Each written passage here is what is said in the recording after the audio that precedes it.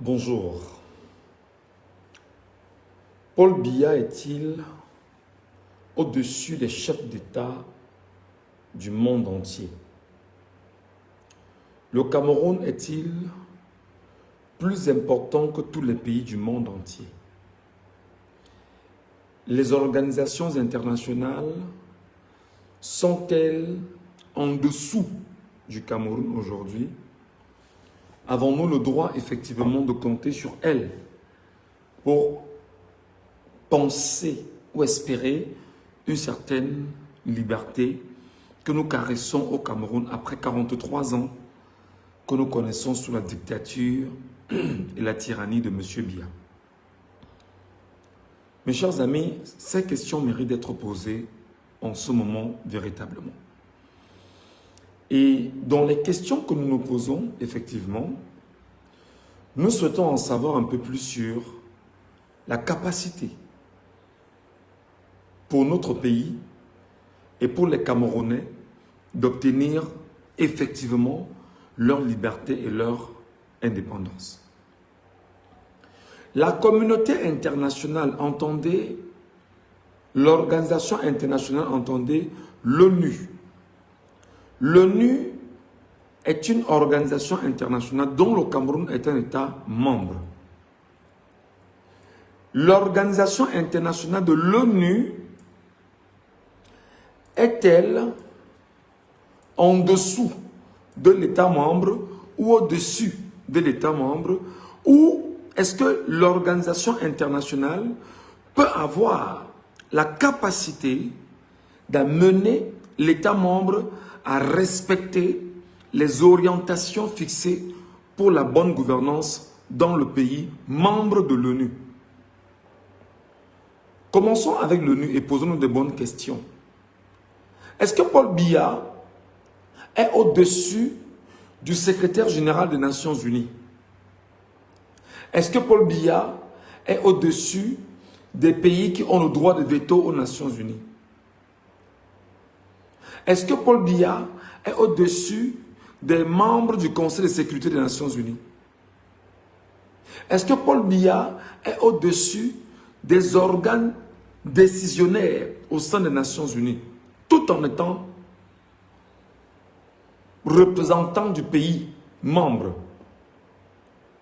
Comment aujourd'hui, aux yeux du monde entier, Paul Biya a volé l'élection présidentielle au Cameroun en tuant les Camerounais, en détruisant les Camerounais, en organisant un tribalisme sans limite au Cameroun, en truandant les Camerounais, en augmentant de façon réelle le nombre de prisonniers gratuitement dans les prisons camerounaises. Tout ceci au vu, au su de l'Organisation des Nations Unies, entendez l'ONU, dont jusqu'à ce jour, le secrétaire général des Nations Unies n'a pris sur lui de dire quoi que ce soit sur la question du Cameroun, probablement, parce que, dit-on, au niveau du Cameroun, il y aurait un haut commissaire des Nations Unies qui probablement prendrait la parole au nom des Nations Unies au Cameroun. N'y a-t-il pas lieu aujourd'hui que les Camerounais s'organisent effectivement pour vomir l'ONU? N'y a-t-il pas lieu aujourd'hui que les Camerounais s'organisent pour décider que l'ONU n'est pas un instrument capable d'apporter la paix au Cameroun?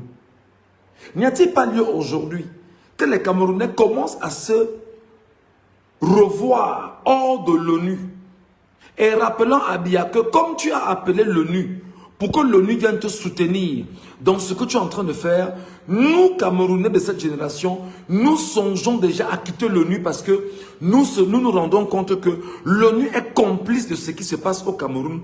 L'ONU est complice des meurtres au Cameroun. L'ONU est complice de la forfaiture au Cameroun. L'ONU est complice de la destruction du peuple camerounais avec son agent, Paul Barthélémy Biyabi Mvondo.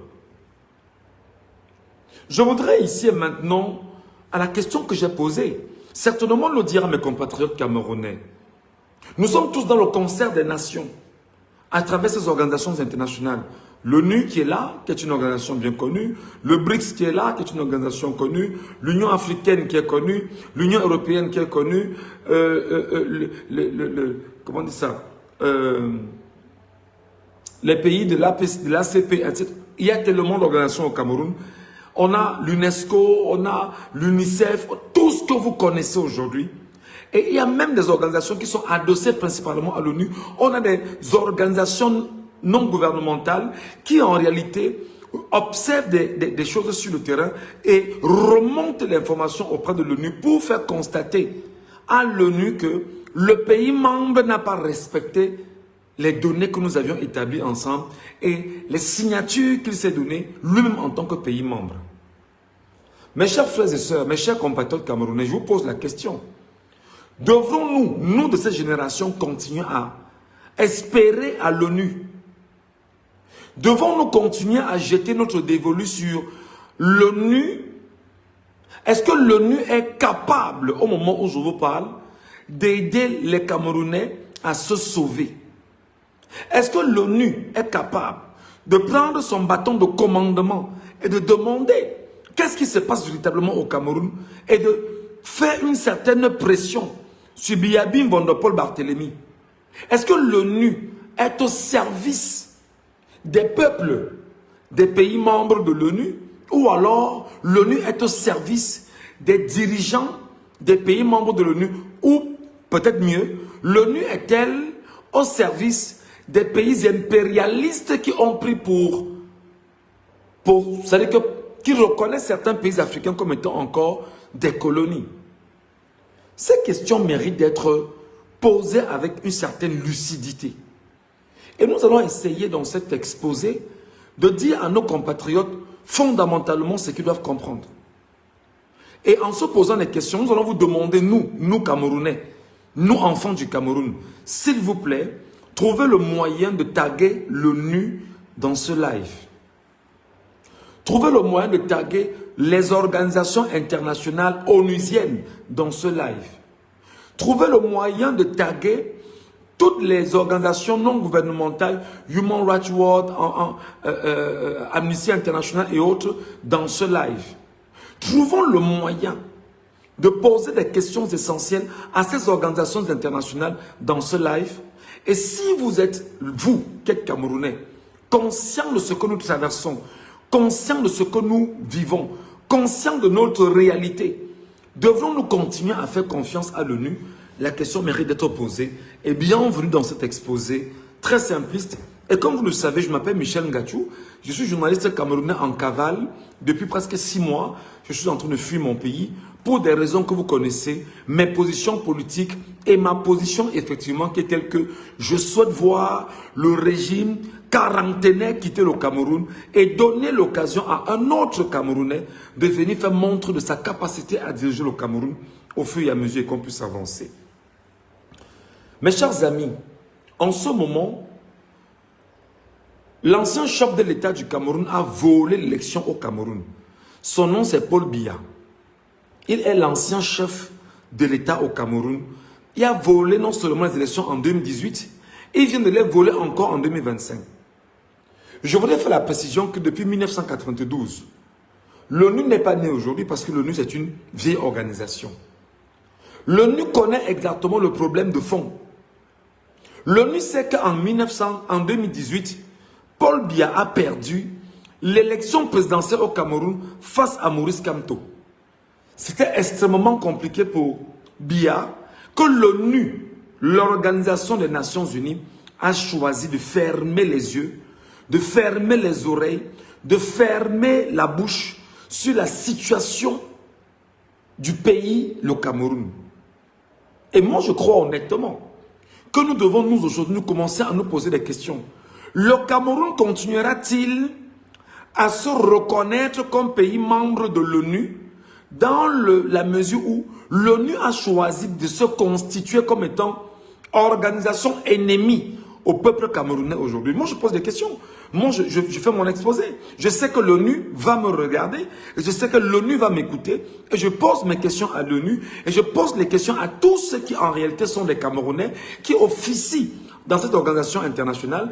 Plus grave, les Africains qui y travaillent ou encore les fonctionnaires internationaux de l'ONU qui y travaillent aujourd'hui.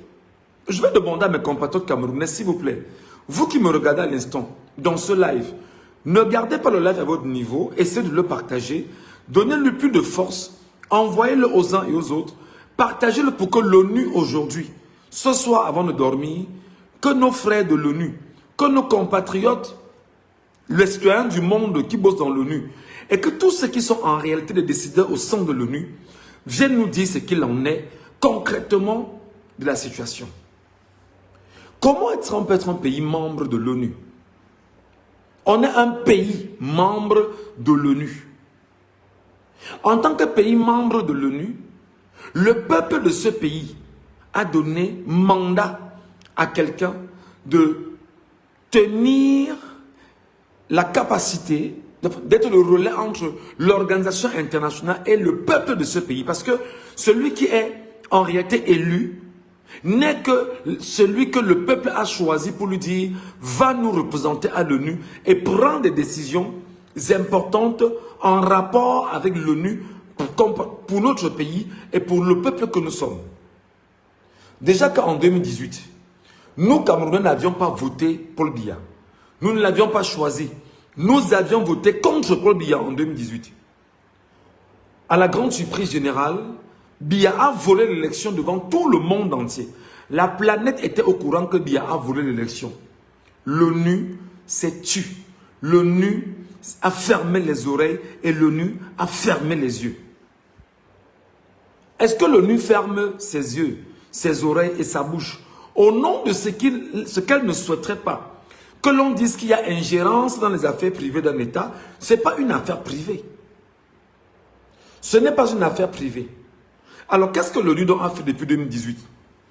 L'ONU s'est arrangé à laisser Biya voler l'élection officiellement devant les Camerounais, torturer les Camerounais, mettre les Camerounais dans les prisons, tuer des Camerounais, mais surtout, l'ONU s'est arrangé à conforter Biya dans sa position et à inviter Biya permanemment à ses sommets aux Nations Unies, tout en le reconnaissant comme étant le chef de l'État du Cameroun, qui n'est qu'un bandit des élections, et l'ONU, sachant ce qui s'est passé sur l'ensemble des rapports qui ont été posés sur la table de l'ONU, sur l'ensemble en même temps des contentieux qui ont suivi ou qui ont précédé l'élection de 2018 et après l'élection de 2025, l'ONU, l'Organisation des Nations Unies, dont le siège est à New York, a choisi simplement de se taire et de laisser mourir les Camerounais, tout en laissant croire aux différents États membres que nous sommes l'ONU et que c'est nous qui décidons. Nous fermons les yeux sur le cas du Cameroun. Je vais donc dire à mes compatriotes camerounais qui me regardent ou qui me regarderont, écoutez très bien mes chers frères, l'ONU est une entité au service des États impérialistes occidentaux. Je reprends. L'ONU est une entité au service des États impérialistes occidentaux. J'insiste. L'ONU est une organisation au service des pays impérialistes de l'Occident. Et je vais vous dire pourquoi est-ce que, en ce moment, en 2025, devant le monde entier, Biya a perdu l'élection présidentielle au Cameroun, s'est autoproclamé vainqueur de l'élection présidentielle au Cameroun. L'ONU refait encore le même coup de 2018. L'ONU se tait, l'ONU ferme les yeux et l'ONU bouche ses oreilles. Comme pour vous dire, nous ne sommes au courant de rien, ou alors nous avions vu, mais nous prenons la peine de ne rien dire et nous accompagnons la dictature. Mes chers amis, je pense qu'il est important d'en parler. Mais surtout pour en parler, je vais vous lire des choses qui démontrent effectivement que nous sommes mal barrés avec l'ONU et que l'ONU n'est pas du côté du peuple camerounais. Je vous donnerai toutes les références là-dessus à partir d'un document qu'on appelle la charte de l'impérialisme. L'ONU a choisi effectivement en 2025 ne pas respecter le peuple camerounais à nouveau, comme l'ONU l'a fait en 2017. L'ONU a également choisi, avec ses organisations membres, ONU Femmes, ONU SIDA, UNESCO, UNICEF, tout ce qu'il y a effectivement comme organisation membre de l'ONU, officiant et siégeant au Cameroun, greffé à l'organisation internationale, toutes ces, comment on dit ça, je cherche le terme, je me perds un peu dans mon latin, toutes ces organisations autour de l'ONU savent exactement ce qui se passe au Cameroun. Les enfants ont été enlevés au Cameroun, enlevés dans les écoles et sont dans les prisons. L'UNESCO et l'UNICEF, l'UNICEF beaucoup plus, le sait au Cameroun et l'UNICEF a choisi de se taire devant cette situation critique au Cameroun, mes chers compatriotes. Je vous prie, je veux que le live ici arrive à l'ONU aujourd'hui. Je vais m'exprimer comme un Camerounais lambda, très simplement avec des termes clés, et je vais vous parler pour que l'ONU sache que nous comprenons aujourd'hui le rôle que joue l'ONU au Cameroun. D'ailleurs, c'est une sorte de secte organisationnelle bien ancrée, bien établie, avec en son sein des gens qui ont pour mission effectivement de continuer à exprimer l'hégémonie occidentale sur des pays dans le monde, notamment sur le continent africain, avec des pays africains. Je vais vous expliquer de fond en comble le rôle de l'ONU aujourd'hui et j'espère que vous comprendrez exactement où nous en sommes et qu'est-ce que l'ONU fait. L'UNICEF a vu comment au Cameroun, Biabi Mbondo, Paul Barthélemy, un homme de 92 ans, un sénile, a choisi d'aller enlever des enfants dans une école, dans le septentrion du Cameroun, et a incarcéré ces enfants dans des prisons dans le septentrion. Biabi Mbondo sait qu'il y a des mineurs. Qu'est-ce qu'il veut dire? L'UNICEF sait qu'il y a des mineurs qui, au moment où je vous parle, sont dans des prisons internationales, sont dans des prisons camerounaises. L'UNICEF n'ose pas parler. L'UNICEF n'a pas tiré la sonnette d'alarme. L'UNICEF n'a même pas osé, un tant soit peu, interpeller le régime quarantenaire sur son comportement vis-à-vis de la petite enfance. L'UNICEF n'a pas pris en compte la question justement de la vie, la survie des petits-enfants dans tout le Cameroun aujourd'hui, avec la crise électorale et post-électorale qui est encore en cours aujourd'hui au Cameroun. Et vous comprenez effectivement que nous avons le devoir de rappeler à l'UNICEF, que l'UNICEF est au service d'une tyrannie et d'une dictature internationale qu'on appelle l'ONU. Je vais rappeler effectivement à l'UNESCO, qui est beaucoup plus dans le domaine culturel, dans le domaine éducatif et tout ce qui passe avec. Dites-nous exactement comment l'UNESCO s'est comporté. Qu'est-ce que l'UNESCO dit depuis 7 ans au Cameroun et avant 7 ans? Qu'est-ce que l'UNESCO dit sur les violences perpétrées au Cameroun? Qu'est-ce que l'UNESCO a pris comme position pour interpeller, pour alerter, pour dire faites attention? Encore que ce n'est pas de dire faites attention. C'est avoir la capacité effectivement d'amener le régime à plier face au choix d'appartenir à la communauté internationale, je vais dire institutionnelle, qui est l'ONU. Parce que la communauté internationale, en fait, c'est l'ensemble des hommes et femmes du monde entier et des êtres humains, des êtres vivants dans le monde entier. C'est la communauté du monde entier. Ce sont les humains. C'est le secteur humanitaire. Avez-vous entendu l'UNESCO se prononcer? Non. Avez-vous entendu l'UNESCO prendre sur elle, d'alerter sur les dommages de cette élection au Cameroun? Non. Avez-vous entendu l'UNICEF se prononcer? Non. Et là, c'est un problème criard. C'est un problème extrêmement criard, extrêmement dangereux, pour lequel nous devons trouver le moyen de nous faire entendre. Avez-vous entendu les organisations non gouvernementales? Parce que pour mon cas, j'ai entendu un seul compte rendu sur les antennes de TV5 Monde où Human Rights Watch aurait donné des chiffres Je dis bien aurait, parce que je ne peux pas donner, jusqu'à présent, on n'a pas de document entre les mains. Et Human Rights Watch aurait donné des chiffres dont personne aujourd'hui n'est capable de savoir quelles sont les bases sur lesquelles Human Rights Watch a pris sur elle, en tant qu'organisation internationale, non gouvernementale, de rendre ces chiffres-là et d'essayer à travers les médias occidentaux de les communiquer pour laisser certainement croire qu'au Cameroun, quelque chose de bien est en train de se passer. Mes frères, mes sœurs, mes compatriotes, mes amis, moi je vais vous dire, l'ONU est une organisation au service, bien évidemment, des États impérialistes occidentaux. Et moi je vais donc vous dire aujourd'hui que Biya a tué environ 100 personnes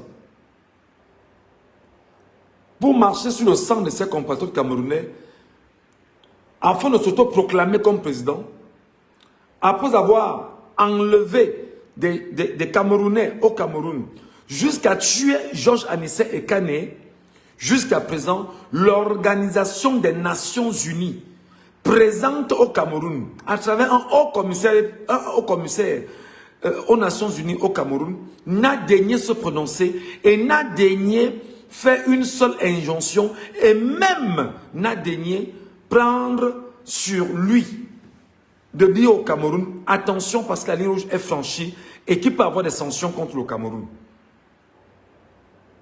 Aujourd'hui, toutes ces organisations autour sont muettes, ne disent rien et on a quand même le droit de se poser la question, décidément, qui sont ceux qui disent être organisation internationale et être du côté du Cameroun? Une fois donc je l'ai dit avec l'ONU, parce que je ne vais pas rentrer dans les détails, c'est un peu compliqué. Je prends ici l'Union européenne. J'ai lu un document de l'Union européenne datant du 28 novembre dernier, où l'Union européenne rappelait encore au Cameroun, effectivement, quels étaient les accords qui les lient, en fait, avec le Cameroun. Et je me suis donc rendu compte que l'Union européenne ne fait que des communiqués pour rappeler au Cameroun quel est le lien entre le Cameroun et l'Union européenne, sans être capable de dire au Cameroun que les questions de droits de l'homme restent sur la table et sur l'ensemble des rapports que nous avions eus et obtenus à travers les organisations internationales et nos acteurs sur le terrain, nous sommes capables effectivement de frapper le Cameroun en lui rappelant qu'il n'a pas respecté les données que nous avons fixées ensemble. Jusqu'à présent, mes chers amis, l'Union européenne est muette, si ce n'est l'insipide commentaire que nous avions vu hier dans les réseaux sociaux. Et quelquefois, des gens vous disent que ben non, l'Union européenne est sortie, et comme l'Union européenne est sortie, c'est qu'en fait, il y aura une sorte de levée de bouclier sur le Cameroun, et qu'effectivement, on va faire une pression sur le Cameroun pour avoir un retour de la paix. Non.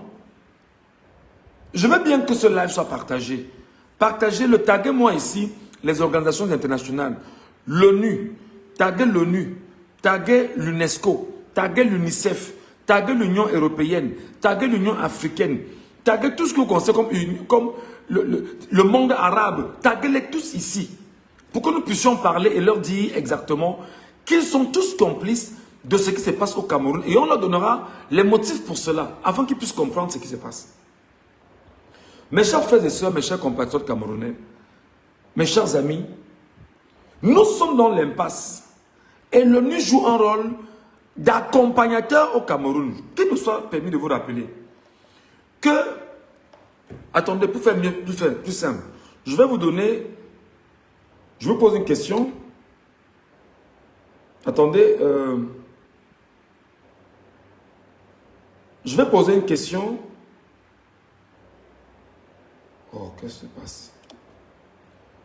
Les pays membres du Conseil de sécurité, vous allez bien m'écouter, hein? Les pays membres du Conseil de sécurité de l'ONU 2025. Quelle est la réponse que je reçois? Il faut bien m'écouter. Le Conseil de sécurité des Nations Unies, uni pour l'année 2025, est composé de 15 membres, dont 5 permanents et 10 membres non permanents. À savoir, les 5 membres permanents qui disposent d'un droit de veto restent inchangés. Écoutez très bien, la Chine, les États-Unis, la France, le Royaume-Uni et la Russie. La Chine, les États-Unis, la France, le Royaume-Uni et la Russie. Les 5 pays-là, qui sont en fait les 5 membres permanents qui disposent du droit de veto aux Nations Unies, les voilà. Le Cameroun est dans une relation, on dira, commerciale, profonde avec la Chine, qui est membre permanent qui dispose du droit de veto aux Nations Unies. La France a une vieille relation historique avec le Cameroun, qui a le droit de veto aux Nations Unies. Les États-Unis, dont il y a une sorte d'organisation militaire présente au Cameroun, effectivement est dans cette même configuration. Le Royaume-Uni, si vous voulez l'Angleterre, a une vieille relation historique avec le Cameroun, parce que vous savez qu'après avoir chassé l'Allemagne en 1917, effectivement, la Grande-Bretagne et la France se sont unis pour faire ce qu'on appelle un condominium franco-britannique au Cameroun. Et il y a une relation historique qui est là. Et la Russie, avec laquelle, effectivement, le Cameroun mène ou garde une certaine relation sur le plan militaire aujourd'hui. Écoutez-moi très bien. Maintenant, vous avez les pays non permanents, les membres non permanents.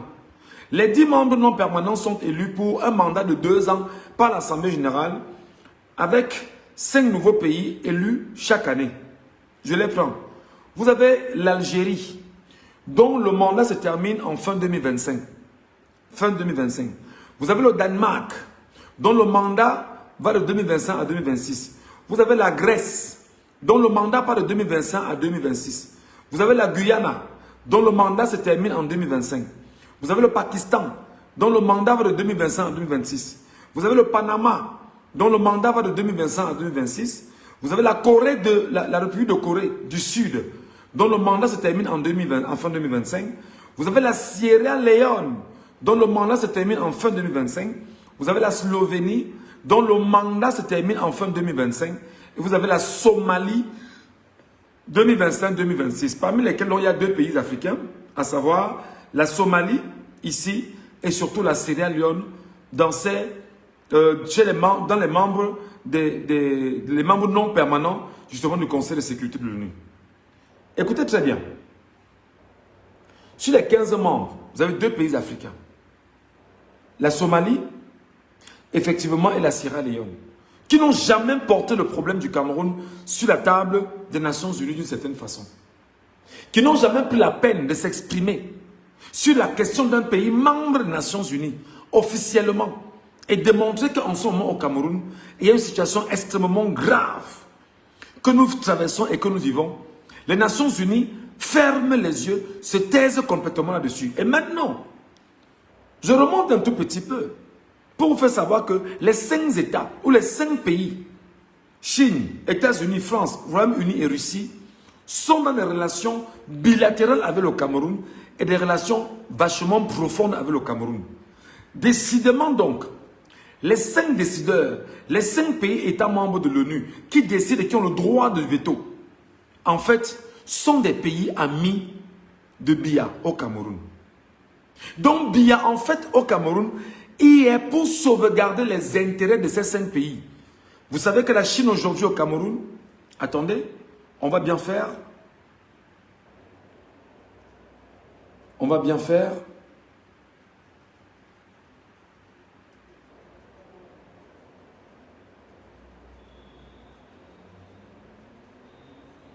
Je vais retrouver ça pour vous.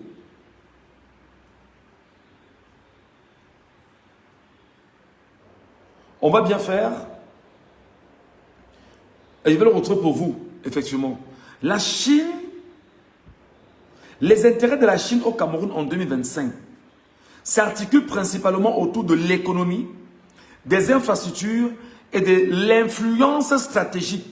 Le Cameroun étant un partenaire clé de son initiative Nouvelle route de soie en Afrique. Donc vous vous rendez compte qu'aujourd'hui, les pays membres ou les pays qui décident en fait, qui ont le droit de veto au sein de l'ONU. La Chine en fait partie.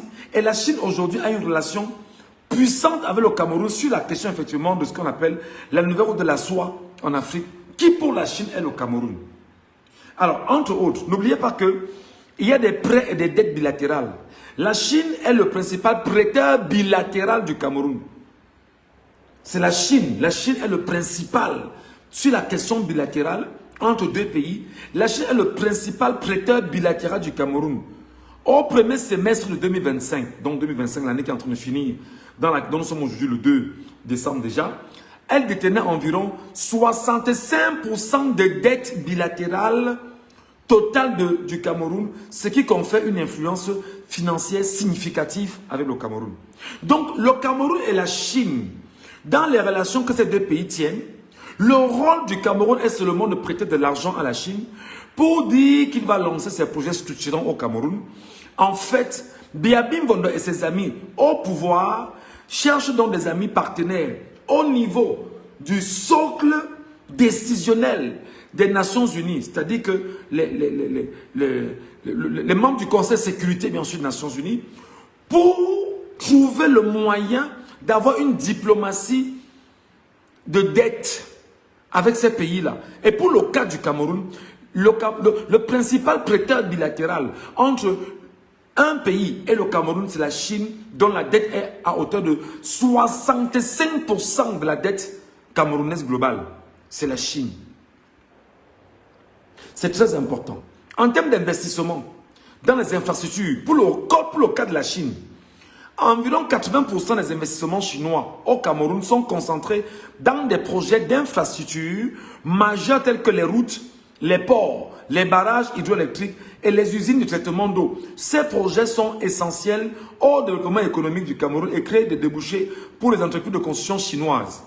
Donc, la Chine est dans une relation purement économique et s'arrange, une fois qu'elle a posé ses pieds dans un pays avec son armement, d'imposer dans ce pays, on va dire, si possible, une dictature dans ce pays et accompagner le pays à maintenir sa dictature pour que ce pays-là vienne à lui donner ou à lui conférer des marchés.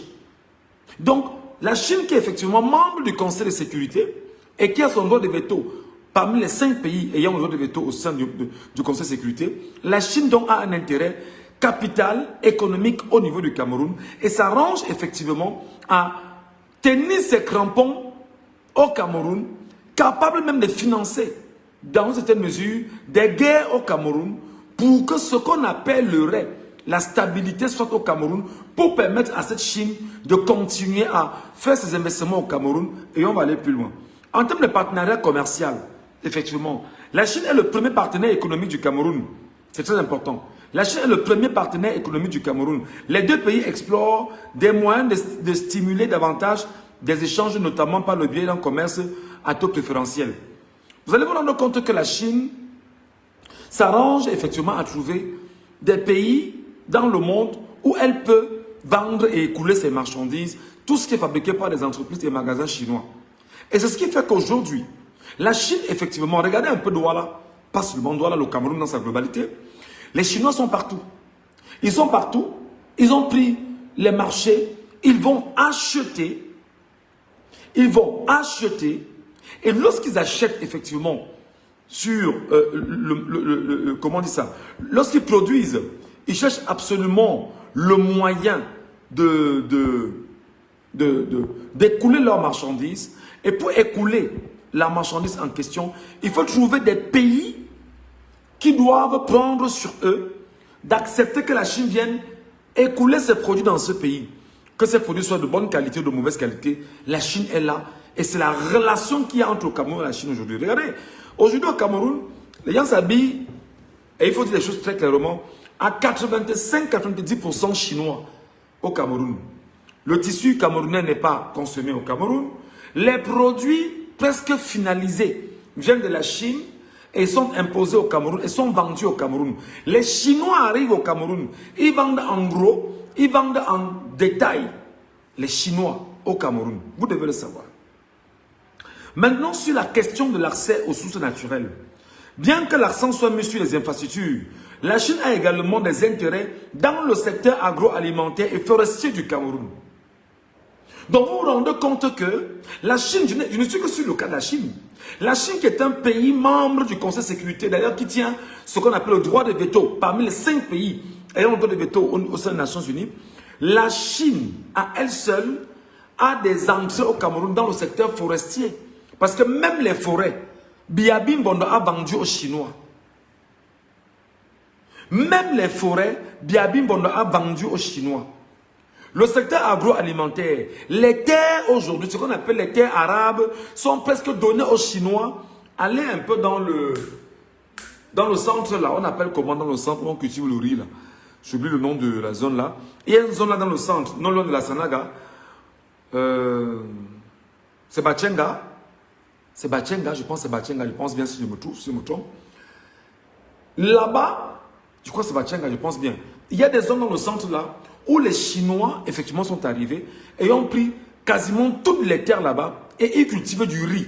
Une fois le riz cultivé sur le sol camerounais, il n'est pas mangé au Cameroun, il est exporté ailleurs. Allez exactement à Yaoundé, en Bankomo, pour ceux qui sont des Yaoundéens et qui connaissent Yaoundé, en Bankomo, quand vous venez de Douala et vous entrez dans Yaoundé, passant par Bankomo, je vous imagine en train d'entrer dans Yaoundé.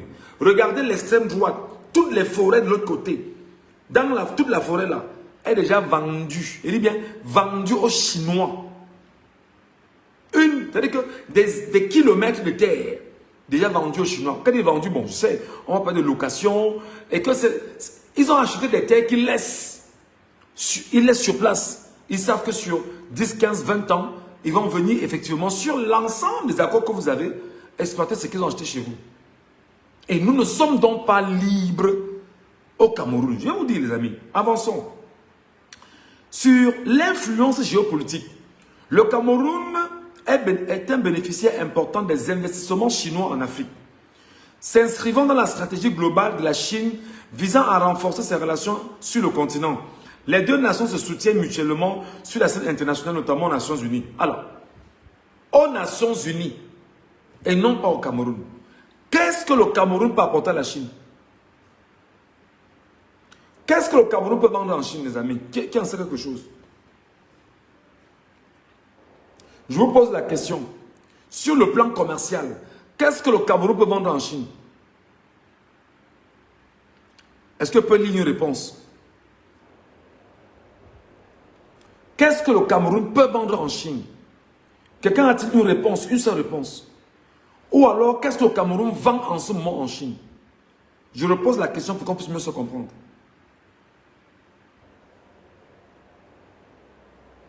Qu'est-ce que le Cameroun vend en Chine?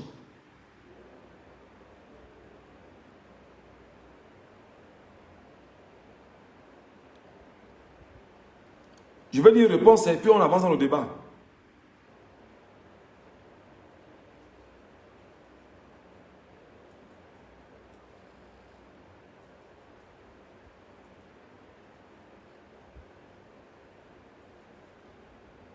Les matières premières. Voilà, quelqu'un dit les matières premières, l'autre dit le bois. Ok. L'autre dit les terres. Très bien. Alors, donc nous portons nos terres au Cameroun, pas en Chine? Non. La Chine vient exploiter nos terres ici, au Cameroun. La Chine vient ici au Cameroun exploiter nos terres. La Chine sait que nous avons des terres arabes qui ne sont pas, écoutez-moi très bien, qui ne sont pas suffisamment utilisées. Et la Chine vient donc au Cameroun les utiliser. Je veux prendre l'exemple de quoi c'est de Bachenga, je pense bien que c'est Bachenga. Alors, la Chine en réalité, le Cameroun en réalité ne vend rien en Chine.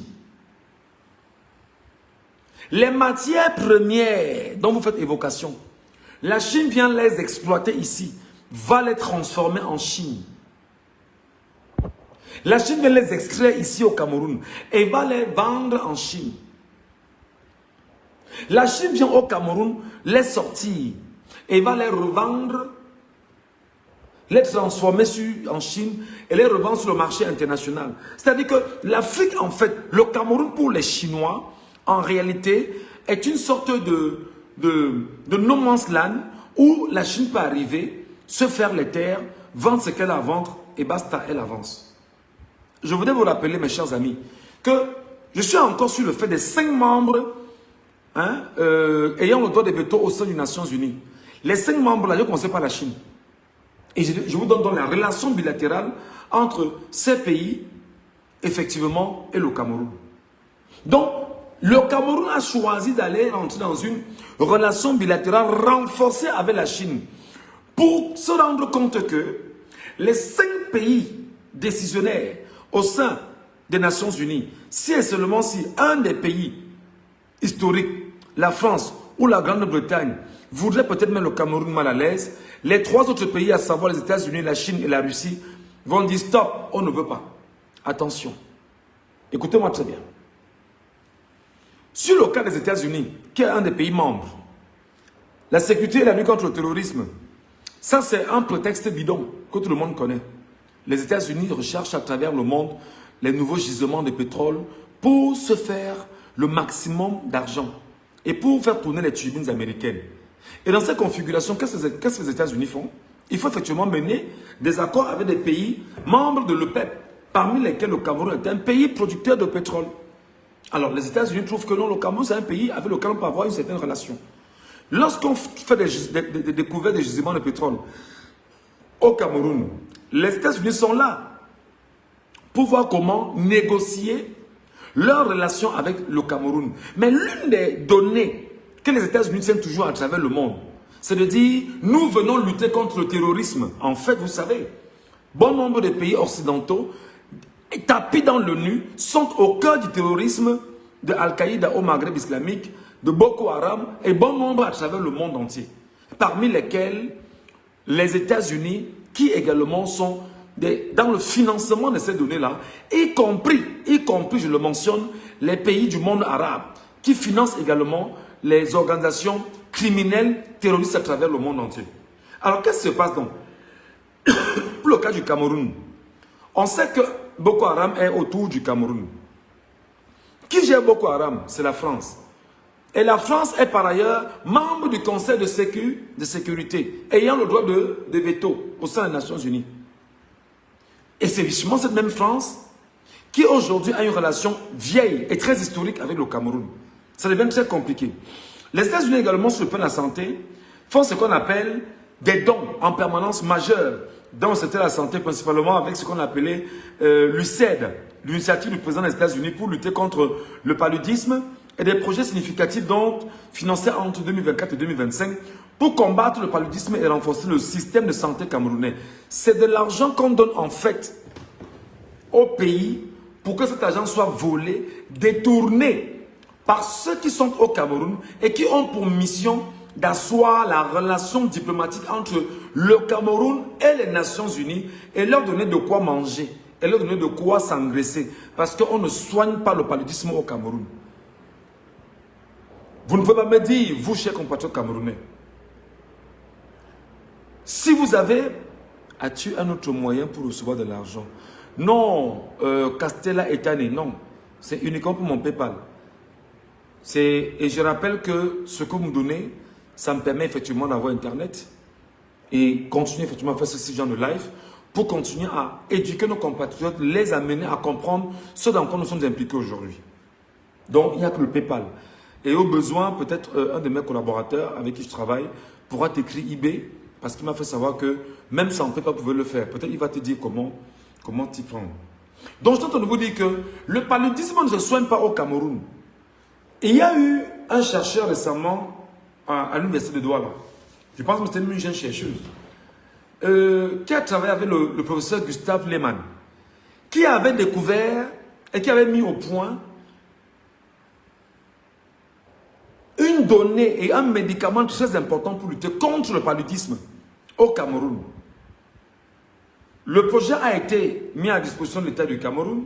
La France, qui est le premier pays qui finance la recherche au Cameroun, s'en est approprié et n'a pas donné l'occasion à la jeune dame ou à la dame ou au chercheur de voir dans quelle mesure poursuivre son projet qui vise à lutter efficacement contre le paludisme au Cameroun. Ce qui, par ailleurs, donne l'occasion, et je le dis ici, aux différents membres entre les États amis, entre Biabi Mbondo et ces gens à qui de temps en temps, les États-Unis donnent de l'argent pour dire, sous le prétexte de la lutte contre le paludisme, nous vous donnons de l'argent, prenez cet argent, mais donnez-nous tout ce dont on a besoin, les gisements, le pétrole, le gaz, etc.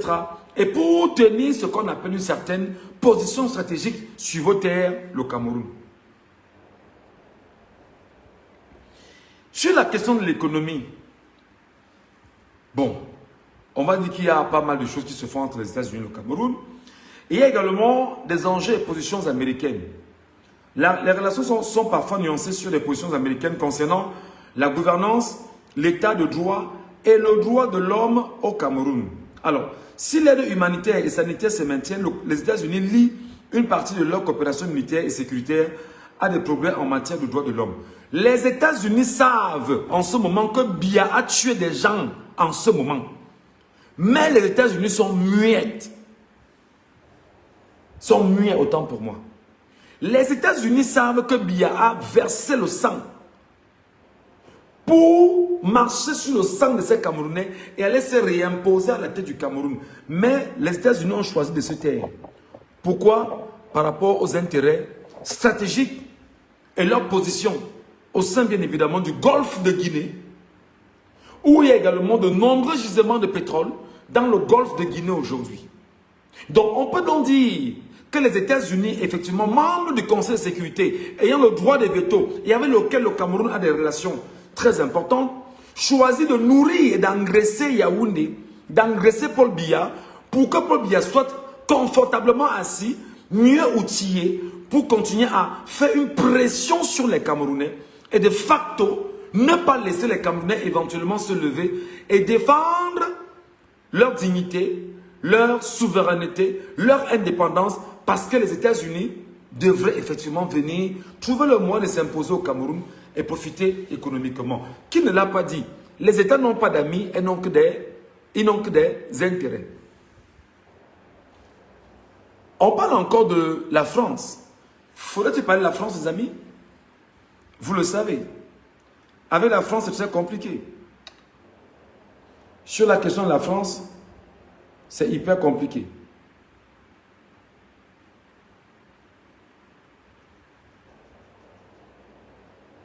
Alors, si nous commençons sur la France, nous risquons de passer le temps de toute la nuit ici parce que sur les questions propres entre le Cameroun et la France, c'est extrêmement difficile. Les relations bilatérales entre le Cameroun et la France sont historiques, profondes, diversifiées et couvrent des domaines clés tels que l'économie, la coopération au développement, la culture et la défense. Je rappelle que la France fait partie des pays ayant le droit de veto aux Nations Unies.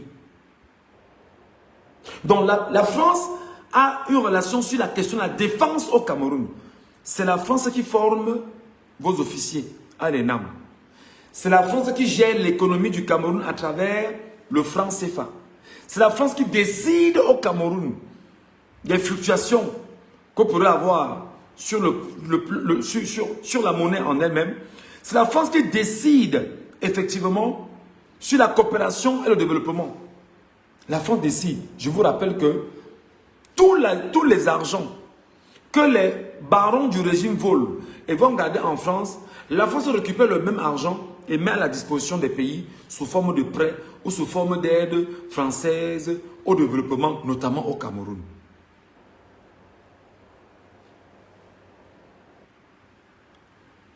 La Russie, aujourd'hui, avec le Cameroun, je vais vous dire, parce que je connais un tout petit peu, et vous allez comprendre pourquoi les Nations Unies sont exactement complices de ce qui se passe au Cameroun parmi les pays dont je vous cite là. Les relations bilatérales entre le Cameroun et la Russie sont traditionnelles, amicales et sont intensifiées récemment, notamment par la signature d'accords de coopération militaire, économique et éducative.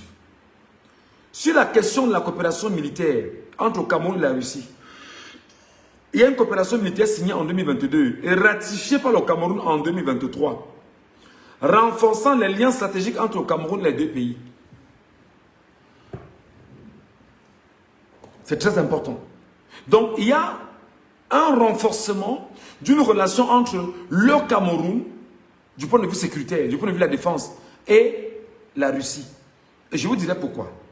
Sur le plan de l'éducation, on vous dit que la Russie offre des bourses d'études universitaires et post-universitaires aux ressortissants camerounais. Donc, tu peux être camerounais, tu vas étudier en Russie et tu reviens. Ça, bref, tout le monde connaît. L'économie et le commerce. Des opérateurs économiques camerounais sont invités à participer au Forum économique russo-afrique. Le président Paul Biya a plaidé pour un accroissement des investissements russes au Cameroun lors du sommet Russie-Afrique. Imaginez-vous donc que la France qui a fait du Cameroun sa chasse gardée.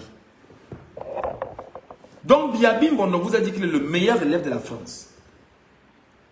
Aujourd'hui, Biya Bimbondo vous laisse croire que le Cameroun pourrait avoir, la Russie pourrait avoir des investissements effectivement au Cameroun, devant la France, membre du Conseil de sécurité, devant les États-Unis, membre du Conseil de sécurité ayant le droit de veto, devant la Chine. Alors le Cameroun devient de façon inéluctable, et aussi à Grande-Bretagne, un pays sur lequel ces 5 géants peuvent venir se discuter au Cameroun sous vos yeux, sans se gêner. En réalité, ça veut dire quoi? Biya Bimbondo a pris le temps de tisser des relations avec ces 5 pays-là. Pour que les 5 pays-là viennent le conforter dans sa position de celui qui maintient les Camerounais en situation d'otages et d'esclaves, pour leur permettre à ces 5 pays de mieux exploiter et piller le Cameroun. Et il y avait le rôle de la France, effectivement. Il faut donc diviser pour mieux régner, exploiter, piller pour remplir les banques européennes et les banques internationales. Et les banques de ces pays-là, à travers le pétrole, à travers la bauxite, à travers le bois, à travers le coltan, à travers les minéraux, à travers le sol, à travers le sous-sol, à travers... Qu'est-ce que vous voulez? Tout est là. Pour le cas de la Russie, je vais prendre un exemple, le cas de la Russie. Est-ce que vous savez que 1xBet est une entreprise purement russe? Et lorsque toi, jeune Camerounais, tu donnes 300 francs pour faire une mise à 1xBet, tes 300 francs, une fois que tu nous as donné, on t'a remis un ticket, c'est déjà en Russie, c'est plus au Cameroun. Et l'évasion que tu fais en termes d'argent, partant du Cameroun pour la Russie, est extrêmement grave. Et c'est donc pourquoi tu vas voir, sur ces questions simplement, et les projets que la Russie tient au Cameroun, et bon nombre de projets tenus par ces pays. Donc, Biya est devenu pour ces 5 pays-là, le garant d'une sorte d'hégémonie occidentale qu'on peut avoir sur le peuple camerounais que nous sommes. Ne nous laissons pas l'occasion de nous libérer, de nous développer, d'avoir notre souveraineté et de décider ce que nous voulons, parce que Biya se positionne comme étant le garant des intérêts de ces 5 pays états membres des Nations Unies et d'ailleurs qui détiennent ce qu'on appelle le droit de veto au Conseil de sécurité. Donc, très simplement, quand on vous dit que la dictature est sauvage et barbare, et que la tyrannie est sauvage et barbare, maintenant, Biya est devenu, pour ces 5 pays, celui qui donne la garantie pour dire que non, tu t'amuses, je laisse l'autre entrer en guerre avec toi. Le Cameroun peut devenir à tout moment un théâtre d'opérations de guerre. Pourquoi? Parce que les intérêts chinois sont là, les intérêts américains, les intérêts français, les intérêts britanniques et surtout les intérêts russes. Et ces 5 pays qui sont très puissants en termes d'armement peuvent donc choisir de venir lutter sur le sol camerounais. Et tout en luttant sur le sol camerounais, ces 5 pays laisseront leur pays en paix. Mais ils vont se battre au Cameroun pour avoir les intérêts et le sol et le sous-sol camerounais sous la coordination et la volonté de Biya Bimbondo Paul Barthélemy. C'est pourquoi nous vous rappelons, chers amis, que l'ONU ne peut pas en ce moment prendre la parole sur le cas du Cameroun. C'est la raison pour laquelle l'Organisation des Nations Unies a pris sur elle de venir accompagner le Cameroun dans une organisation secrète entre Elections Cameroun et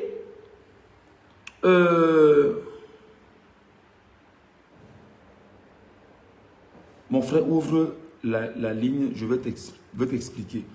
Ok, il n'y a pas de problème, je vais ouvrir la ligne. Je ne sais pas si tu peux monter ici. Hein. Je ne sais pas si ça peut passer. J'ai souvent essayé de faire des lives comme ça, Angéline. J'ai souvent essayé, mais ça ne donne pas. Donc l'ONU aujourd'hui est dans cette configuration-là, et l'ONU dont est venue au Cameroun s'arranger, s'acoquiner avec Biabim Vondo pour dire que l'ONU sera un partenaire technique dans l'organisation des élections qui vont de 2025 à 2027 au Cameroun.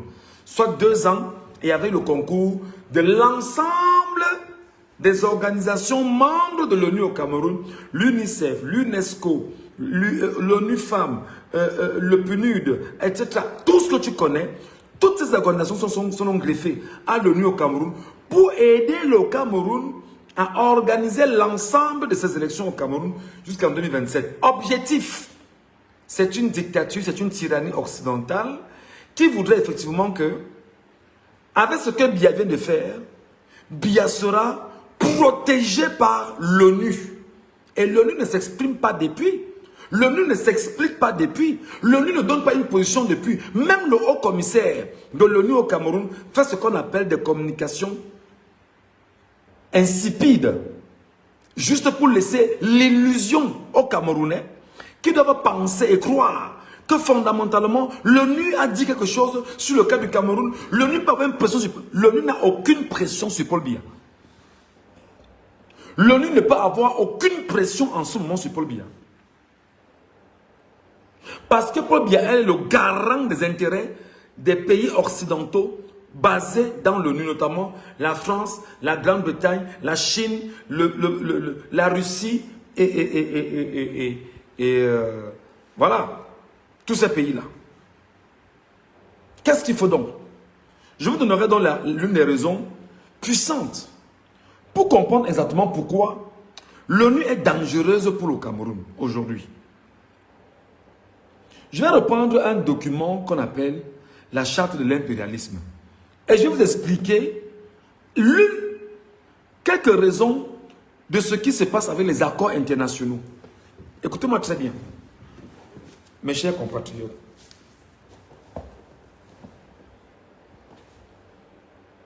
L'ONU est notre instrument et nous devons l'utiliser contre nos ennemis et les pays du tiers-monde pour protéger nos intérêts. J'espère que vous comprenez très bien. Dans la charte de l'impérialisme occidental, dans tout ce qu'ils ont fabriqué, je rappelle que l'ONU est née de la SDN. La SDN qui est la Société des Nations.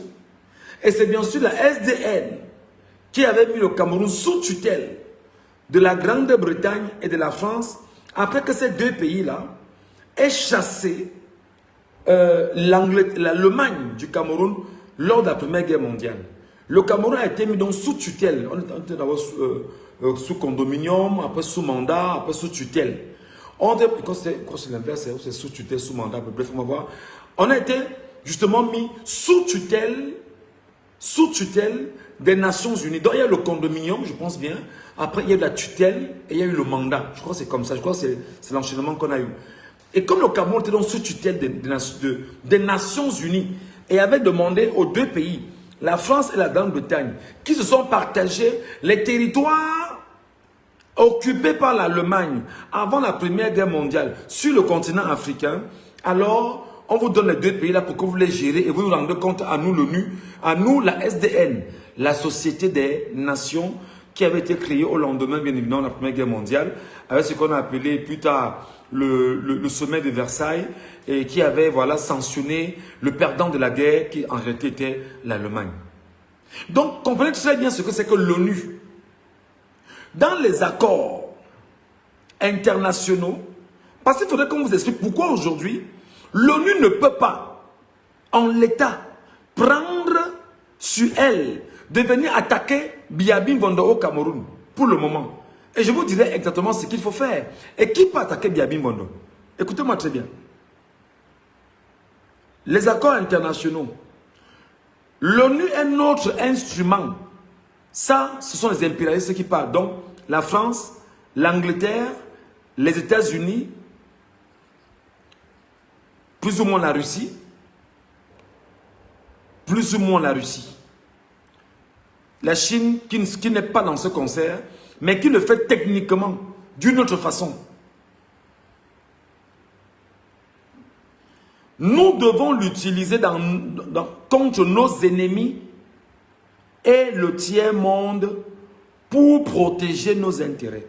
Donc, la France, la Grande-Bretagne et la Russie, non, la France, la Grande-Bretagne et les États-Unis, au sein bien évidemment de l'ONU, peuvent donc utiliser l'ONU pour tenter de fragiliser les positions russes au Cameroun et les positions effectivement chinoises au Cameroun. Et effectivement essayer de tout faire pour s'imposer au niveau du Cameroun avec les accords internationaux.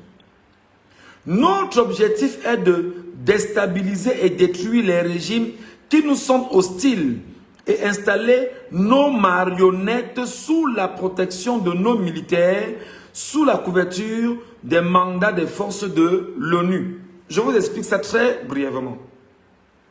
Lorsqu'il y a donc eu l'accord entre Elections Cameroun et l'ONU, vous comprenez que ce point est donc clair sur le rôle que l'ONU a joué au Cameroun, déstabiliser et détruire les régimes qui leur sont hostiles.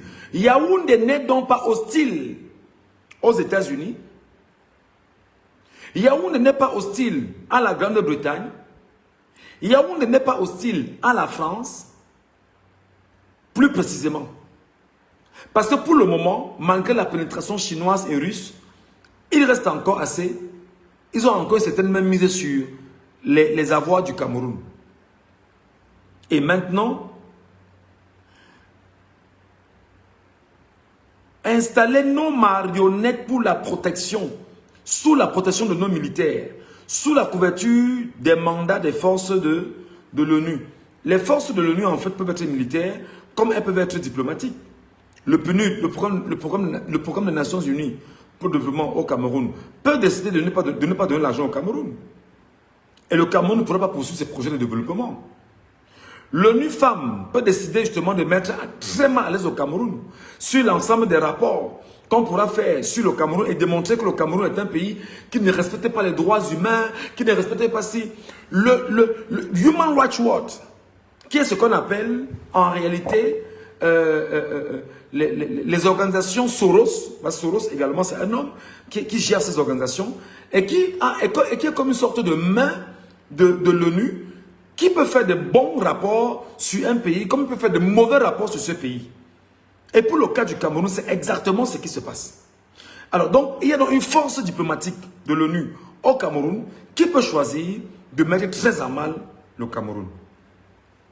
Toujours avec l'ONU, notre devoir est de maintenir les résolutions de l'ONU. Écoutez très bien. Les résolutions de l'ONU sont les textes qui nous donnent le droit et le moyen de frapper. Les résolutions de l'ONU sont les textes qui nous donnent le droit et le moyen de frapper. Frapper où? Frapper exactement où leurs intérêts sont menacés. Donc pour le cas du Cameroun, les États-Unis, la France, la Grande-Bretagne, leurs intérêts ne sont aucunement menacés. Et par conséquent, ils n'ont pas de problème, ils ne se prononcent pas sur ce que le Camerounais traverse et ce que le Camerounais vit en ce moment. De frapper, de tuer et de détruire les pays dont les dirigeants et les peuples refusent de se soumettre à nos injonctions. Les dirigeants et les peuples. Les dirigeants et les peuples. Il faut bien m'écouter. Les résolutions de l'ONU sont des textes qui nous donnent le droit et les moyens de frapper, de tuer et de détruire les pays dont les dirigeants et les peuples refusent de se soumettre à nos injonctions sous la couverture des résolutions du Conseil de sécurité de l'ONU. Donc vous comprenez que le Conseil de sécurité de l'ONU a 15 membres, 15 États membres, parmi lesquels il y a 5 qui ont droit de veto. La France, l'Angleterre, les États-Unis, la Russie et la Chine. C'est en fait eux-là qui sont ceux qui décident au sein du Conseil de sécurité de l'ONU. Ils peuvent décider de faire la guerre dans un pays, comme ils peuvent décider de ne pas la faire. S'ils estiment donc que leurs intérêts sont menacés dans ce pays-là, qu'est-ce qu'ils font concrètement? Ils se mettent de côté. Ils organisent une guerre là-bas contre ceux qui s'attaquent à leurs intérêts. Et c'est pourquoi ils vous disent ici là que les résolutions de l'ONU sont des textes qui nous donnent le droit, le moyen de frapper, de tuer ou de détruire les pays dont les dirigeants, Biya est un dirigeant soumis à l'ONU, Biya est un dirigeant soumis à la France, Biya est un dirigeant soumis à l'Angleterre, Biya est un dirigeant soumis aux États-Unis, Biya est un dirigeant soumis à la France, Biya est un dirigeant soumis à la Russie, dont les dirigeants et les peuples refusent de se soumettre à nos injonctions sous la couverture des résolutions du Conseil de sécurité de l'ONU. Ça veut donc dire que les amis, aujourd'hui, nous sommes en réalité pris en otage. Vous et moi, et 40 millions de Camerounais, nous sommes encore dans ce qu'on appelle l'enclos colonial occidental et impérialiste. Nous sommes ceux qui produisons pour que d'autres puissent manger. Je reviens. Notre devoir est de maintenir l'Afrique et d'autres pays du monde dans le sous-développement, virgule, la misère, virgule, la division, virgule, les guerres, virgule, le chaos pour bien les dominer, les exploiter et les piller à travers les missions des Nations Unies.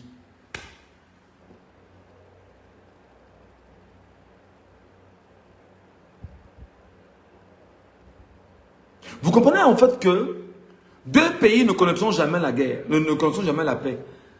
Et pensez par les Nations Unies, vous dans les deux pays. Il y a le Liban, qui est un pays qui ne va jamais connaître la paix.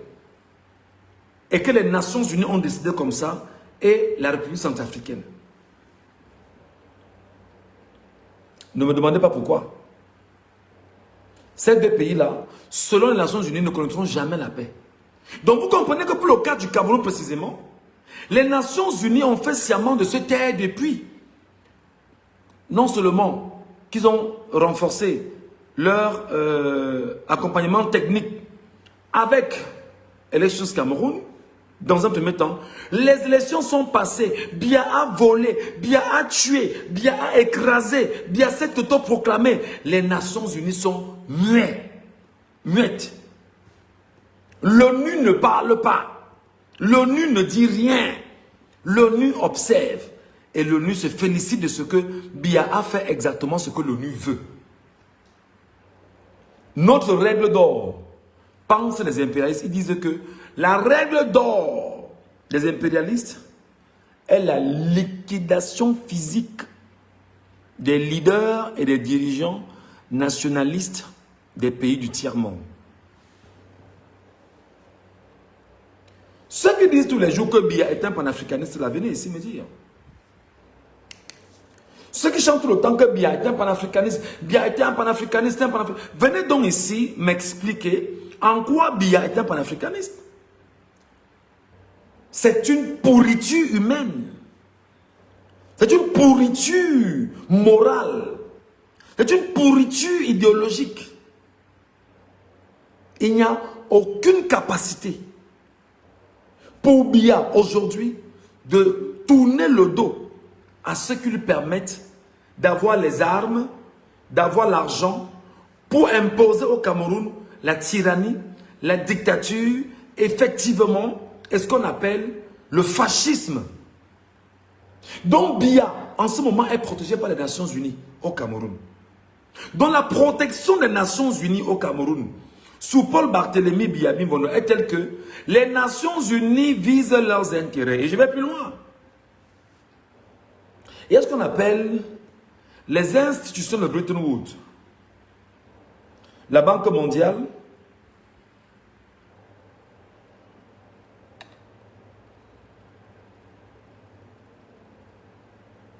attendez,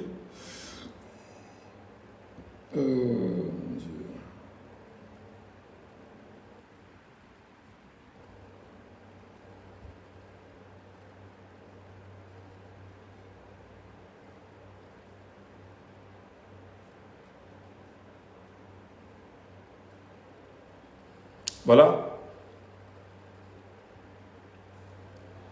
Aujourd'hui, il y a ce qu'on appelle le Fonds monétaire international, par exemple, et la Banque mondiale, qui sont en fait ce qu'on appelle les institutions financières de Bretton Woods et qui, en réalité, ont de longues relations avec le Cameroun, très complexes d'ailleurs, faut-il le rappeler. Toi-même, tu n'es pas cohérent dans ce que tu dis. Wonderful. Les gens entendent avec, vous entendez avec vos oreilles, avec vos fesses. Roger, Daniel et Somba. Il faut toujours les noms pareils. C'est toujours les mêmes noms. Tu n'es pas cohérent dans ce que tu dis. Je rappelle donc qu'il y a les institutions de Bretton Woods.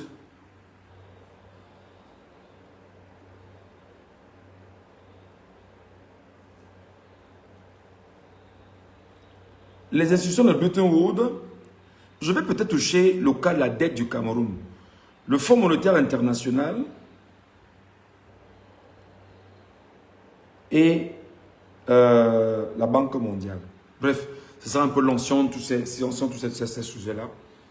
La Banque mondiale prête de l'argent au Cameroun chaque année.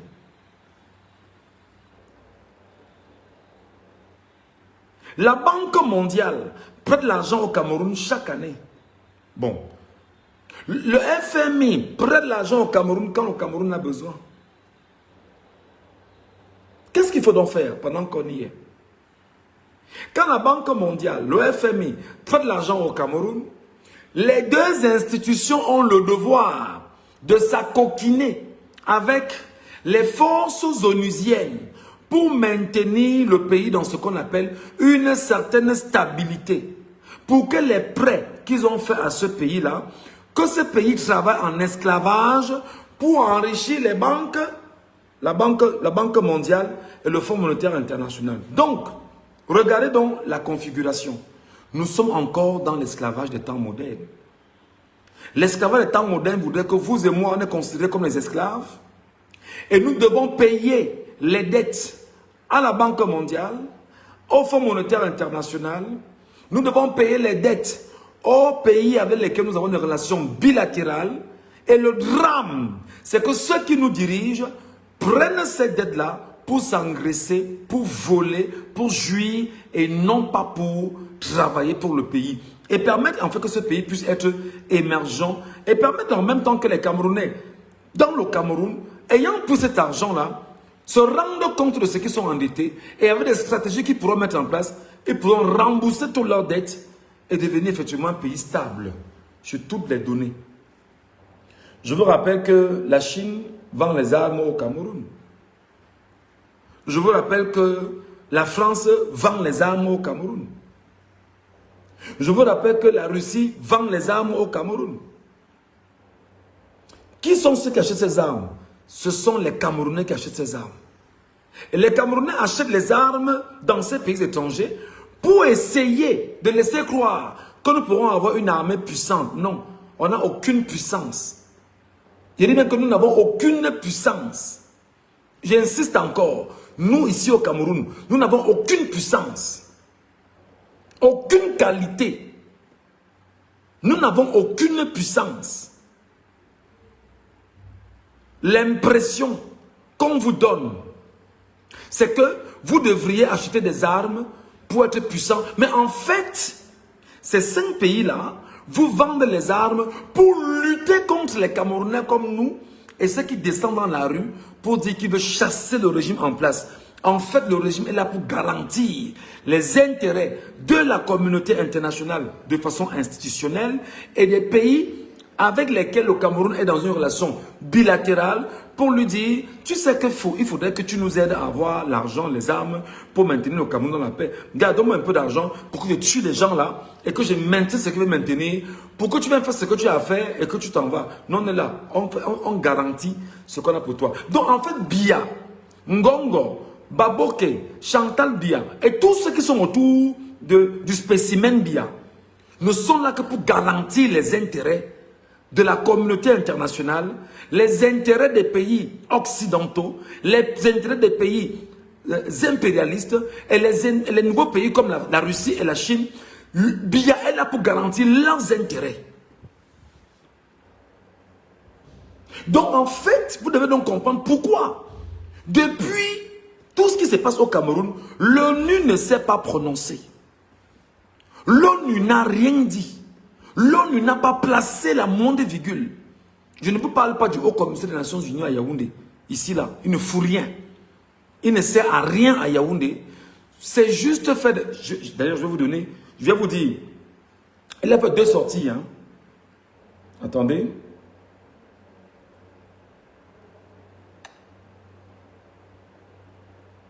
Je vais vous le donner. Sur le...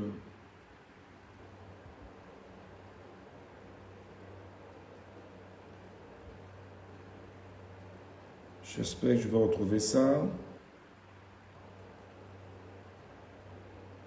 Je vais vous rappeler, il a fait 2 sorties. Les 2 sorties sont récentes.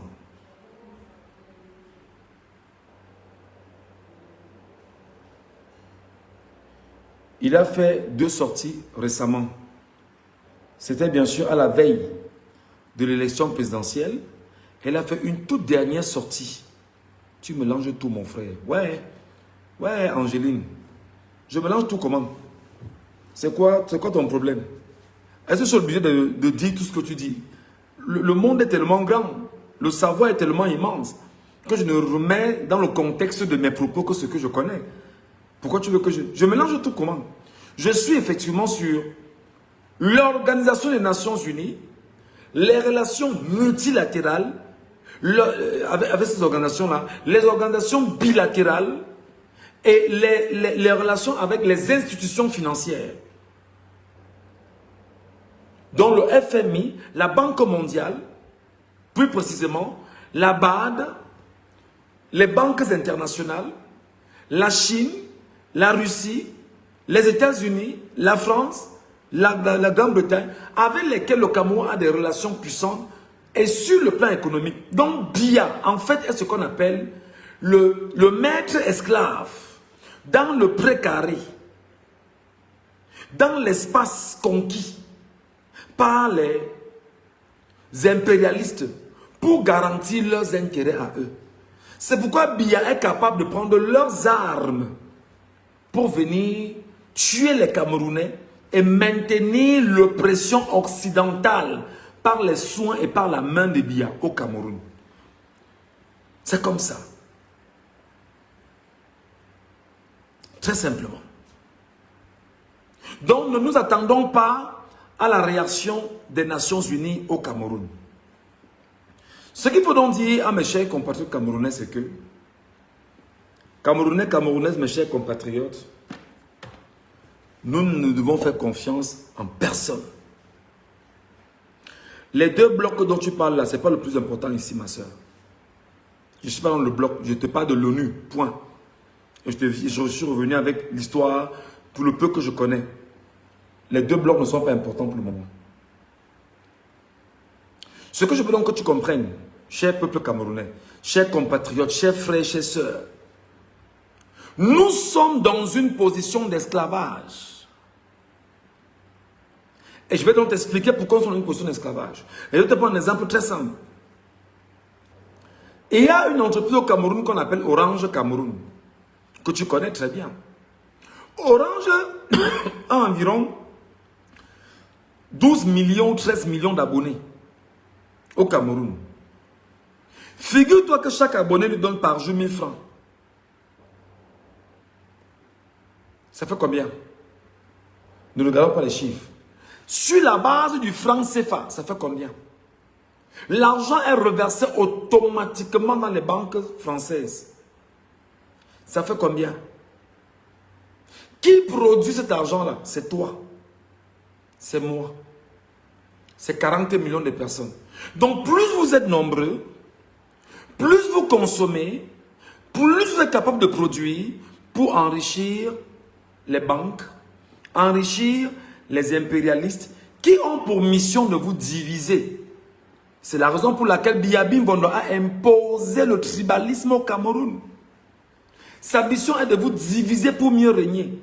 Biya Mbondo a imposé effectivement le tribalisme, imposé et se rassure que les frontières de localités, des ethnies, des tribus soient bien respectées pour vous rappeler que vous êtes différents afin de mieux piller le Cameroun sous la bannière des Nations Unies et des pays occidentaux dont lui, il dit être le meilleur élève de la France. Souvenez-vous, les propos ont été portés par lui-même aujourd'hui. Mes chers amis, mes chers frères et sœurs, nous pensons aujourd'hui que nous sommes encore dans l'état de l'esclavage occidental.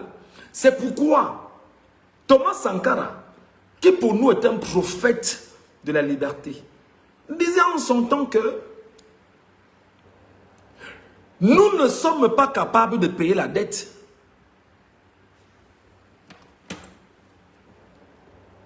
Attendez, hein. Parfois, quand tu parles les Camerounais, il faut donner des références. Parfois, même leur faire écouter. Parce qu'il faut avoir l'impression que tu racontes des choses pour raconter.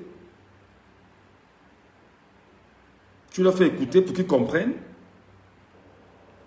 Ok? Voilà, je vais prendre Thomas Sankara.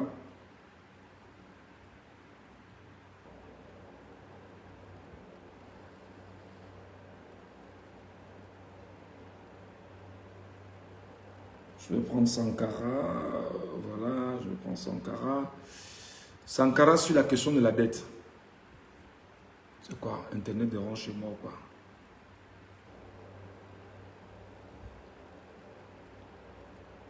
Sankara, pour moi, c'est un prophète.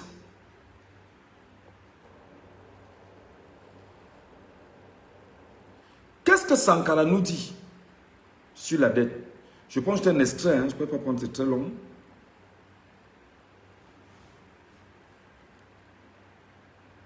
Évitez de rembourser la dette. Ce n'est pas une question morale. Ce n'est pas une question de ce prétendu honneur que de rembourser ou de ne pas rembourser. Monsieur le Président, nous avons écouté et applaudi le Premier ministre. Au Norvège, lorsqu'elle est intervenue ici même. Elle a dit, elle qui est européenne, que toute la dette ne peut pas être remboursée. La dette ne peut pas être remboursée. La dette ne peut pas être remboursée parce que, d'abord, si nous ne payons pas, nos bailleurs de fonds ne mourront pas. Soyons-en sûrs. Par contre, si nous payons, c'est nous qui allons mourir. Soyons-en sûrs également. Ceux qui nous ont amenés, ceux qui nous ont conduits à l'endettement, ont joué comme dans un casino. Tant qu'ils gagnaient, il n'y avait pas de débat. Maintenant qu'ils ont perdu au jeu, ils nous exigent le remboursement. Et on parle de crise. Non, Monsieur le Président, ils ont joué, ils ont perdu, c'est la règle du jeu. La vie continue.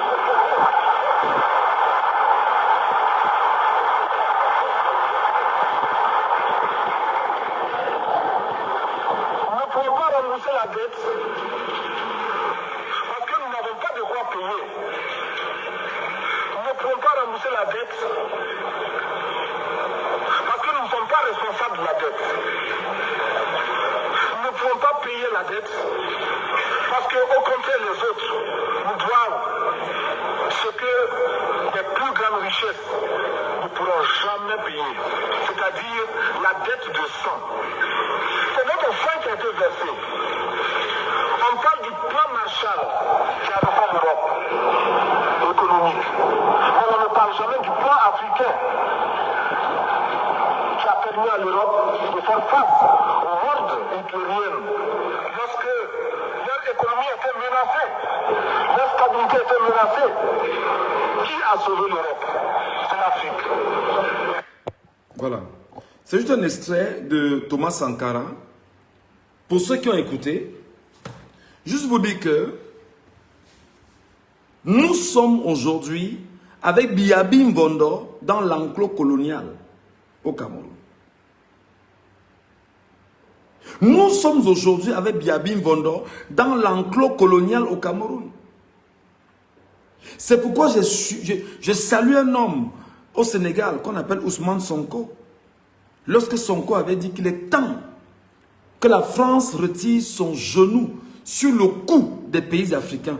Parce que sans Afrique, Paris ne serait rien.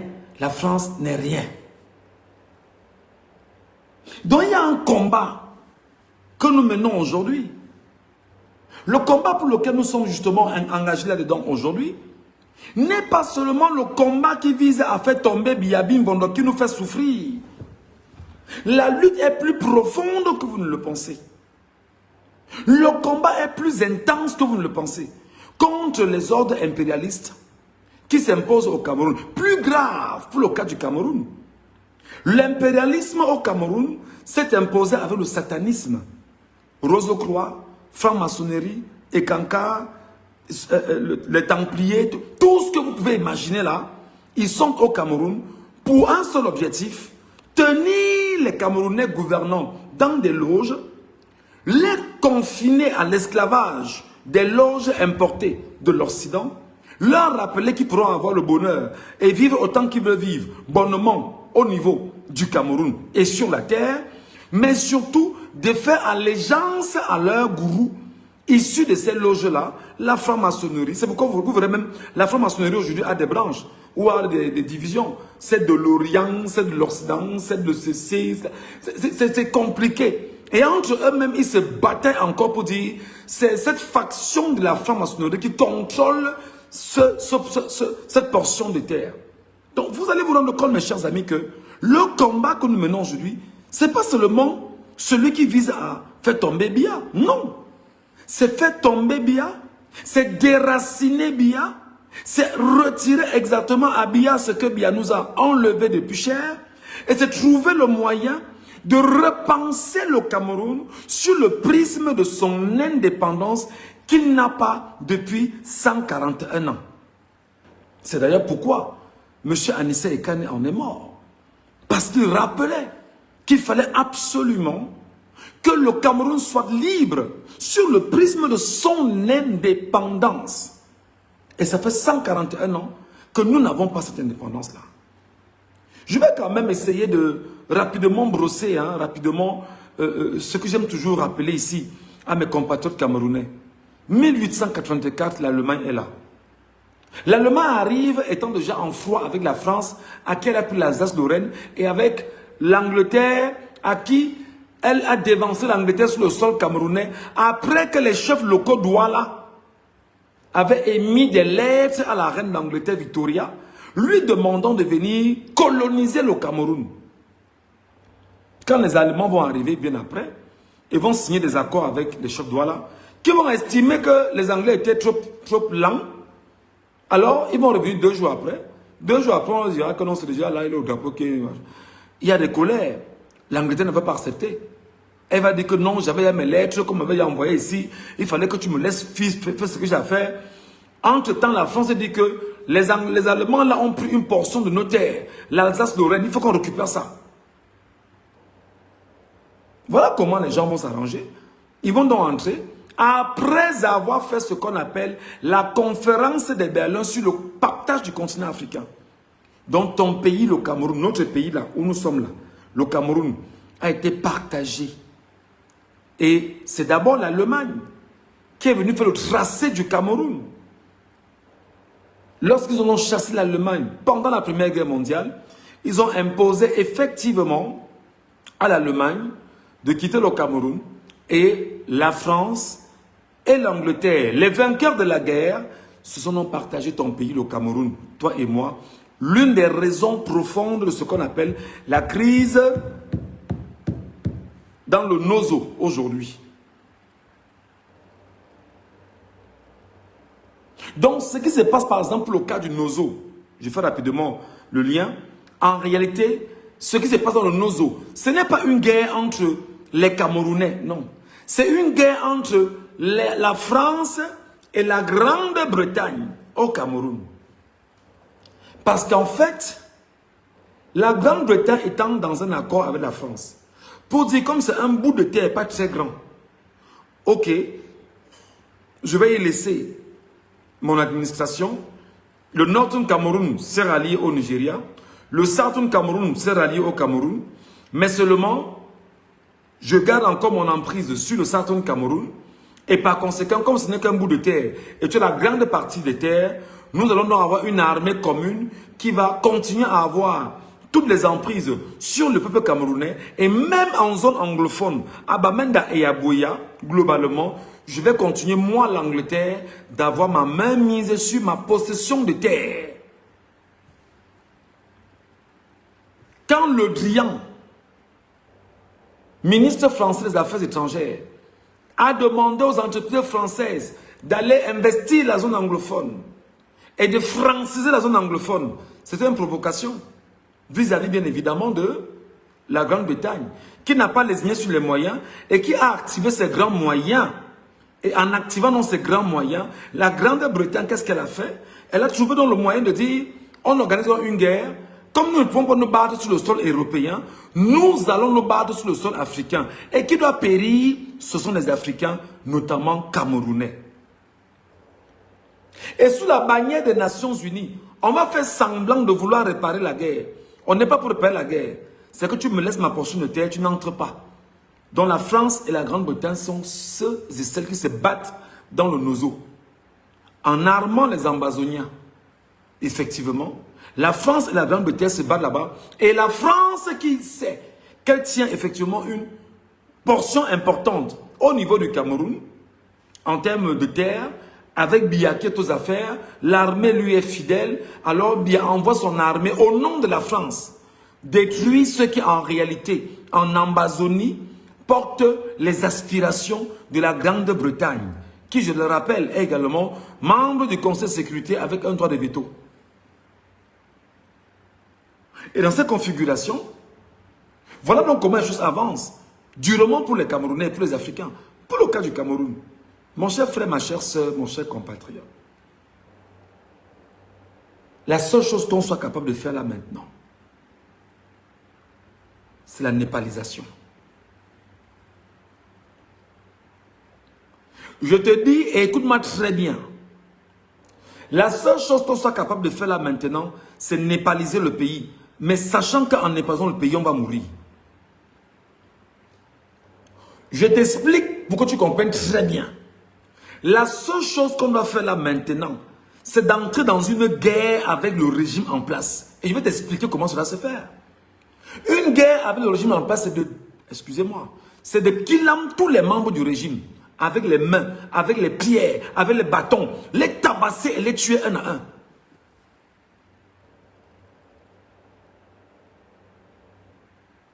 Donc si nous, là, Camerounais, de l'extrême nord, du nord, de la Damawa, de l'ouest, du nord-ouest, du sud-ouest, je ne sais pas trop, de l'ouest, du littoral, du centre, du sud, de l'est, si nous ne nous arrangeons pas à être unis pour attaquer les membres du gouvernement, en commençant par attaquer Paul Biya, attaquer les membres de l'armée, attaquer tous ceux qui sont dans l'armée, il n'y a pas des officiers supérieurs, des généraux et tout cela. Si on les kill en parents, qui aiment le mouna, on détruit les biens qu'ils ont. En réalité, nous maintenant, peuple camerounais, en passant le message à l'ONU et en passant le message à tous ceux qui sont amis du Cameroun, pour leur dire que c'est nous, peuple camerounais souverains, qui avons décidé de ce que nous voulons pour la continuité, alors ce sera compliqué. Le drame, c'est que ce genre de live que je fais, il n'y a pas trop de personnes qui me suivent. C'est ce qui me tue. Ça fait au moins 1h30 que je suis en train de parler. Genre, non, les gens ne sont... On vient là, on regarde un peu, il parle de quoi? Il n'est pas dans le Congo, ça. Ah non, c'est pas important. Ah, il parle de la politique. Ah, vraiment, c'est trop compliqué pour nous. Regardez exactement ce qu'ils vous ont fait. Quand bien vous rappelez au cœur des années 90, que la politique aux politiciens et l'école aux écoliers, en fait, ils vous sortaient du giron politique pour que vous n'ayez pas aujourd'hui la capacité de réfléchir sur des questions politiques propres à votre pays. C'est pourquoi aujourd'hui, dans un live comme celui que j'ai fait, je n'ai pas 5000 Camerounais qui me suivent. C'est un drame. Et c'est une réussite pour le régime impérialiste occidental à Yaoundé, qui n'est là que pour asseoir la capacité pour les impérialistes d'endormir et de diviser les Camerounais. Vous allez voir, d'autres problèmes venaient à dire qu'il parle parce que c'est un tribaliste. Ah, le gars, s'il avait dit qu'il est Bamileke, il supporte les Bamileke, vraiment, je l'écoute même pourquoi. Ah, gars, c'est que tu disais bien, mais je n'ai pas les dates, je n'ai pas les mégas. Vraiment, ce qu'il a même dit là, bon, comme il ne parle pas trop, il a dit beaucoup de choses que je ne comprends pas. C'est un peu compliqué, ça ne sert à rien que vraiment, je n'ai pas le temps pour ça. Mais quand on m'a dit que Fingon Tralala a fait l'accident, ah bon, Fingon Tralala a fait l'accident, il a tué combien de personnes? Ouais, Fingon, on avait dit non, que la femme de Fingon là, Fingon, la femme que tu avais laissée là, voilà ce qui les intéresse. Hein. Mais là, tu parles de la politique et tu essayes de les amener à comprendre ce dans quoi ils sont investis. Non, non, non, on n'est pas là. Ça ne m'intéresse pas. Mais si on dit là que ouais, les Ekang, Bouloubeti du régime ont attaqué les Bamileke, que les Bamileke ont riposté. Non, ils vont venir. Ils vont venir. Mais ne comprenons pas en fait qu'ils sont des victimes d'une politique mise en place par les impérialistes occidentaux avec leurs marionnettes au pouvoir. Ce qu'ils ne savent pas en plus, c'est que dans la même charte de l'impérialisme, il y a une donnée qui, chaque fois quand je lis, me chagrine beaucoup. Et je pense qu'en toute honnêteté qu'il faut trouver le moyen de le rappeler aux Camerounais à chaque fois. J'espère au moins que vous aurez un sardinat qui prenne sur lui de vous faire de tels exposés. Et quand nous disons souvent que nous faisons des exposés, la seule chose que nous demandons aux Camerounais qui nous suivent, c'est de nous donner un verre d'eau avec le PayPal qu'il y a en bas pour nous accompagner à avoir Internet, pour nous aider à pouvoir aller plus loin, pour nous aider effectivement à faire les choses bonnement. Et le PayPal étant ouvert, ce n'est pas une pression, hein. C'est celui qui sent la nécessité, la capacité de nous accompagner. Il nous accompagne et il accompagne notre travail. C'est tout. C'est tout. Ce que beaucoup ne savent pas, et les Camerounais qui me suivent,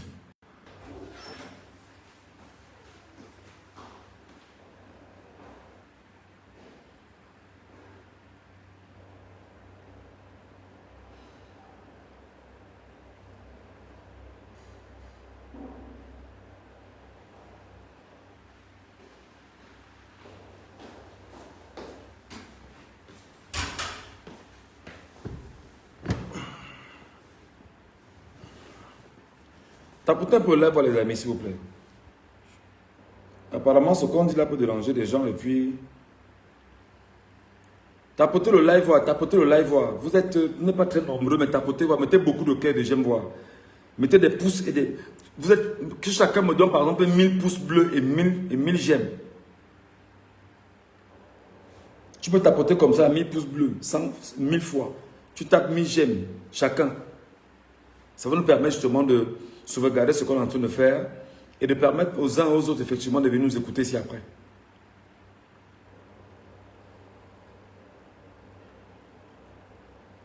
Mettez 1000 pouces bleus et 1000 j'aime chacun d'entre vous pour apprendre effectivement à sauvegarder le live.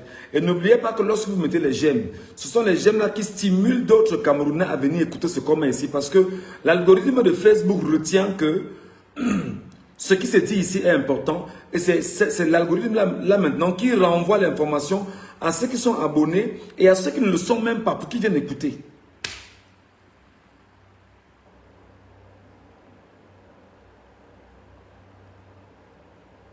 Mettez les cœurs, mettez les cœurs, mettez les cœurs, mettez les cœurs. Les sardinats, vous pouvez quitter. Hein? Les sardinats, excusez-nous, on n'a pas besoin de vous ici. Allez chanter les louanges de la satrapie. Allez chanter les louanges des reptiliens. Allez chanter les louanges des marionnettes. Allez chanter leurs louanges. Nous ici, on est dans une logique effectivement d'un retour du Cameroun entre les mains des Camerounais. Donc, chers sardinats, laissez le live. Allez vous battre ailleurs. Allez chercher les lives où on fait le Congo-Ça, où on parle du tribalisme et tout ça. Ici, nous parlons du Cameroun. Voilà. Tapotez le live, tapotez le live, tapotez le live, tapotez le live. Tapotez.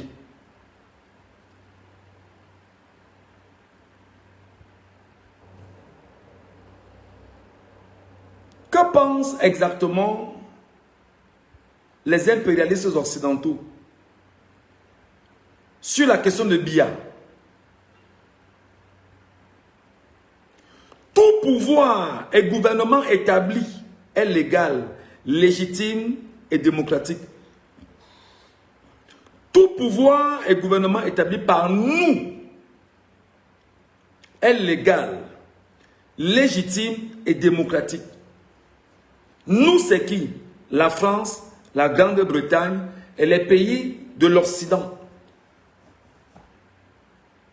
Donc j'entends les gens dire depuis que vraiment l'Union européenne n'a pas encore parlé, l'Union européenne n'a pas salué, les États-Unis n'ont pas... Ils ne peuvent pas saluer parce qu'ils sont muets. Leur technique est de ne rien dire. Vous laissez croire qu'ils sont contre Biya. Vous laissez croire qu'ils ne savent pas ce que Biya est en train de faire. Vous laissez croire qu'ils sont ignorants de ce que Biya est en train de faire.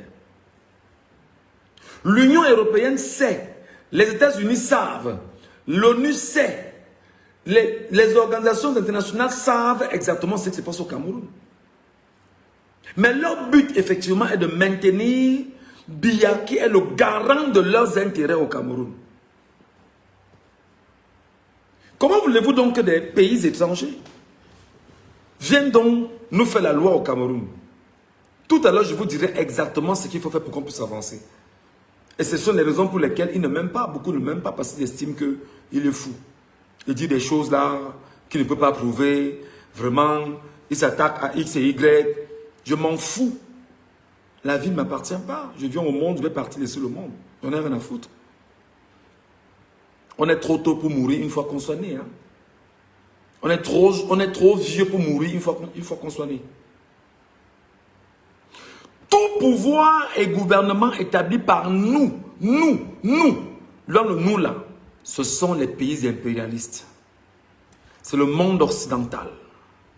Dans le nous là, c'est le monde occidental. Est légal, légitime et démocratique. C'est pourquoi vous allez voir les Sardinards, les Ekambouloubeti, victimes de la même politique mise en place par leurs frères au pouvoir. Ce qui leur donne beaucoup de zèle, beaucoup d'assurance, c'est qu'ils savent que le régime est illégal et établi par ceux qui sont également illégaux à décider de la vie d'une nation, le monde occidental. Tout pouvoir et gouvernement établi par nous est légal, légitime et démocratique. Mais tout autre pouvoir ou gouvernement qui n'émane pas de nous est illégal, illégitime et dictatorial, quelle que soit sa forme et sa légitimité. Je prends seulement cet extrait. Le Conseil constitutionnel du Cameroun est illégitime parce qu'il a été nommé par un homme qui a pris sur lui les pleins pouvoirs. Il s'appelle Paul Barthélémy Biamim-Bondo. Et il est comment il les dirige, il a mis la main mise sur eux. Et l'élection du Cameroun est illégitime parce que c'est une antichambre du RDPC. Le Parlement, chambre basse, est illégitime parce que tous les élus, tous ceux qui sont élus là-bas, d'ailleurs, regardez encore ce qu'ils ont fait récemment, c'est d'aller à une élection régionale sans qu'on ait renouvelé les élus au Cameroun. Ils sont repartis avec les mêmes élus qui ont voté la fois dernière, les mêmes élus qui leur garantissent en principe l'obtention de ces régionales au niveau du Cameroun, n'ont pas été renouvelés. Sachant que s'ils parvenaient à renouveler ces élus, ils n'auraient pas le contrôle sur ces élus. Ils ont été contraints de refaire les mêmes élus en traficotant les textes au Cameroun. Donc, ils sont donc illégitimes. Tout est illégitime. L'ONU le sait. La France le sait. les États-Unis le savent, la Russie le sait, la Chine le sait, la Grande-Bretagne le sait, et les 10 autres pays du monde qui sont les pays qui décident au cœur, bien évidemment, de l'ONU, qui constituent les pays états membres du Conseil de sécurité, le savent. Biya n'a pas gagné les élections au Cameroun. Donc, mes chers compatriotes, je vais donc vous dire que si nous, là, ne prenons pas la peine de mettre en place un mouvement insurrectionnel, populaire, d'action, on ne va pas gagner cette bataille. C'est-à-dire, ce que je vais dire est très grave. Ce que je vais dire est très grave. Tous ceux qui sont dans la diplomatie au Cameroun sont complices. Eux aussi paieront les frais de la népalisation du Cameroun. Je redis, tous ceux qui sont dans la diplomatie bilatérale et multilatérale au Cameroun sont complices de ce qui se passe au Cameroun. Eux aussi paieront les frais.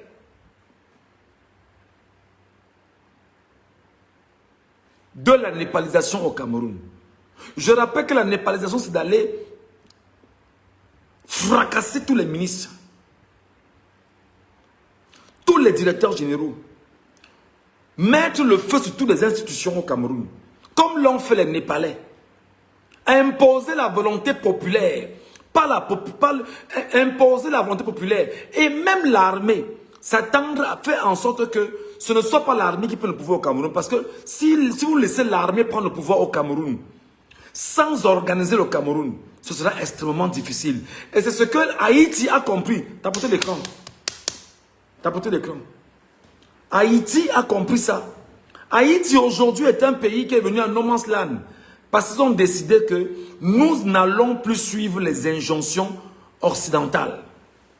Mettez le cœur voir. Je ne veux plus le cœur monter. Pourquoi?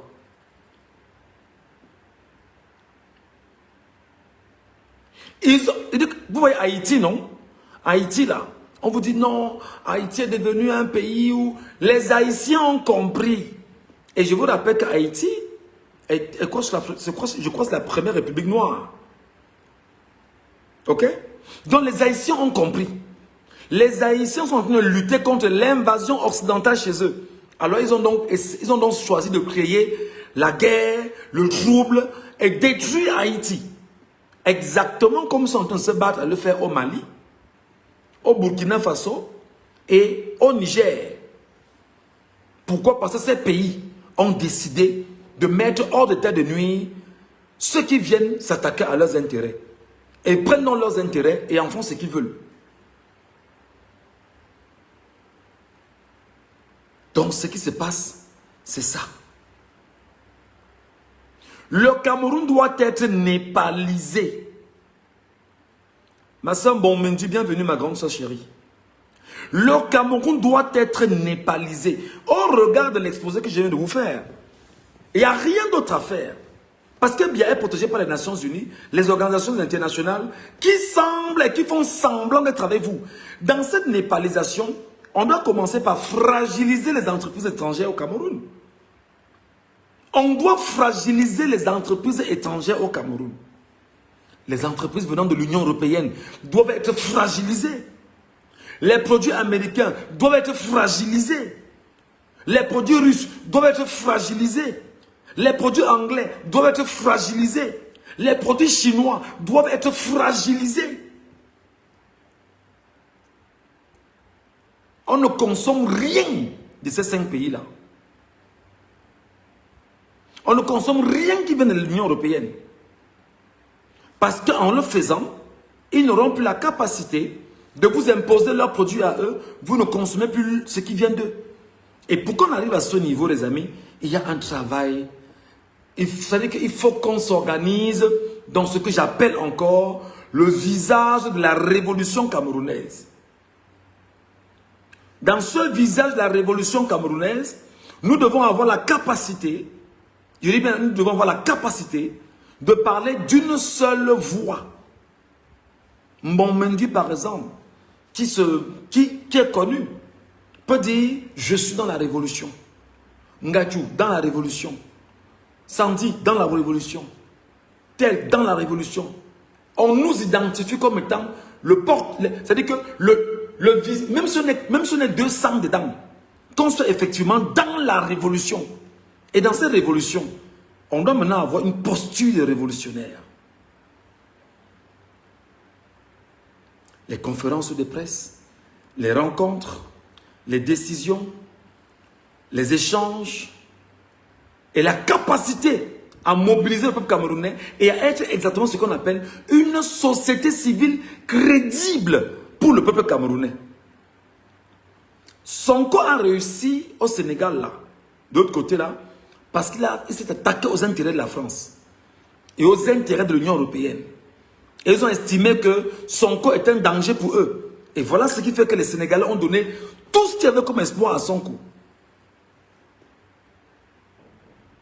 N'ayons pas honte d'imiter le bon exemple. Ousmane Sonko est un exemple africain. D'ailleurs, quand il disait qu'une fois au pouvoir, il va se rapprocher des pays de l'AES, c'était une crainte incroyable pour la France. Qui, je rappelle, là-bas au Sénégal, c'est grave. Hein? C'est que la France, si elle perd le Sénégal, c'est devenu son paradis en fait. Il n'y a pas un endroit où les Français, pour le temps qu'elle est passée là-bas, c'est le seul endroit où dans ces pays-là, vous voyez les Blancs partout au Sénégal. Ils ont des quartiers à eux là-bas. Parce que le soleil, la mer, Dakar plus précisément, tout est à leur aise. La vie n'est pas chère comme en Europe. Avec l'argent européen, ils mangent 4 fois ou 10 fois mieux ici, sur le continent africain. Et là-bas, contrairement en Europe. Voilà ce qui se passe. Donc, il faut mettre en place ce que j'appelle le visage de la révolution camerounaise. Et ce visage de la révolution camerounaise doit être porté par des Camerounais en qui le peuple a confiance. Auquel cas, ça ne vaut pas la peine. Voilà ce que je pense qu'il faut mettre en place maintenant. Ce visage de la révolution viendra avec des projets, une feuille de route, un mécanisme de fragilisation des entreprises étrangères au Cameroun. Un message qui viendra à dire aux entreprises, ne consommez plus les produits de X, Y, tel pays. Et en montrant effectivement le caractère singulier, mais pernicieux de ce pays avec l'État du Cameroun et le gouvernement illégitime de Yaoundé. Il faut qu'on soit dans cette configuration pour avancer. Sinon, on est mal barré. Sinon, on est perdu. Donc, voilà ce que je voulais vous donner comme exposé. Je viens à vous dire merci pour ceux qui m'ont écouté. Quelqu'un m'a laissé un commentaire là tout à l'heure en passant. Live le matin, live le soir, tu ne travailles pas. La folie humaine. C'est-à-dire, il y a des gens qui n'ont jamais compris en fait qu'ils sont des esclaves réels. Et c'est eux là. Mon live n'a pas fait 200 personnes. Hein. Parce que les gens ne comprennent pas ce qu'on est en train de leur développer. Et pour que ce narratif aille plus loin, il faut donc que le visage de la révolution trouve son caractère éducatif, son caractère révolutionnaire, son caractère pratique sur le terrain, pour que les gens puissent comprendre. Je l'ai dit, on peut se battre dans la révolution. On fait en sorte qu'on ne consomme plus aucun produit des multinationales européennes au Cameroun. S'il n'y a pas un visage de la révolution, une société civile crédible au Cameroun et hors du Cameroun, on ne s'en sortira pas. Et je vais vous dire, une société civile au Cameroun, ce n'est pas l'endroit où elle doit se retrouver. La vraie société civile camerounaise doit être hors du Cameroun pour mener une vraie résistance étant hors du Cameroun. Parce que la résistance au Cameroun sera brutalisée. Il faut donc une résistance hors du Cameroun pour que le peuple camerounais au Cameroun suive à la lettre le message de ceux qui portent le visage de la révolution. Voilà. J'ai donc dit ce que j'avais à dire ici. Je vous dis merci les amis d'avoir écouté. Je pourrais vous retrouver instantanément pour d'autres lives. C'est ce que je fais. Je suis en exil. J'ai pour patron le peuple camerounais. Je travaille pour mon peuple étant en exil. Je dis ce qui est bien pour mon peuple camerounais étant en exil. J'éduque autant que je peux éduquer ceux qui estiment que ce que je leur dis est la bienvenue pour eux. Et essayez aussi, les amis, de nous faire souvent des répercussions. Dites-nous si ce que nous vous disons est bien reçu, pour que nous soyons capables d'être suffisamment motivés, d'être capables d'aller plus loin, de faire le plus grand nombre de recherches, pour qu'ensemble, nous puissions porter le combat qui est le nôtre. Donc, le combat n'est pas seulement de détruire et de chasser Biya. Non.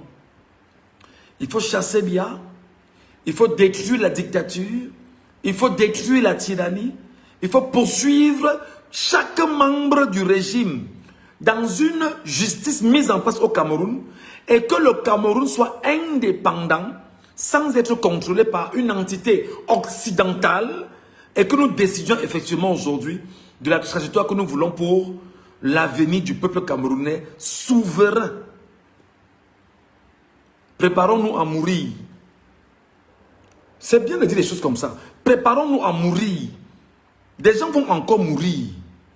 Des gens vont encore mourir dans la révolution au Cameroun. Et ce sera, comme on le dit souvent, on ne peut pas faire des omelettes sans casser les œufs. Des gens vont encore mourir et ce sang sera le sang du sacrifice. Parce que le sang qu'ils ont fait couler pour s'imposer, il n'y a que le sang qu'on fera couler pour laver le sang qui était coulé. Le mauvais sang qui s'est imposé doit être lavé par le bon sang. Le sang de la révolution. Et cette révolution doit être d'abord une idéologie. Il faut apprendre à bien porter l'idéologie de la révolution. Une idéologie. Lutter. Lutter avec toutes les armes que nous avons. Parce que même l'idéologie, déjà, c'est une arme. Il faut seulement que l'idéologie soit bien enseignée, bien reçue, et que les gens soient convaincus que c'est le chemin et la trajectoire. Malgré les attaques qu'on aura, on va continuer et on va poursuivre. Voilà comment il faut parler. Donc, moi, mon seul choc, c'est de faire des lives comme ça et qu'on soit très peu nombreux à nous écouter. Maintenant, c'est à vous de les partager au maximum de personnes. Si les Camerounais estiment que ce qu'on est en train de faire est bien pour eux, merci. Si c'est mauvais, tant mieux. Notre plaisir est de faire ce qui est bien pour notre peuple camerounais dans son ensemble.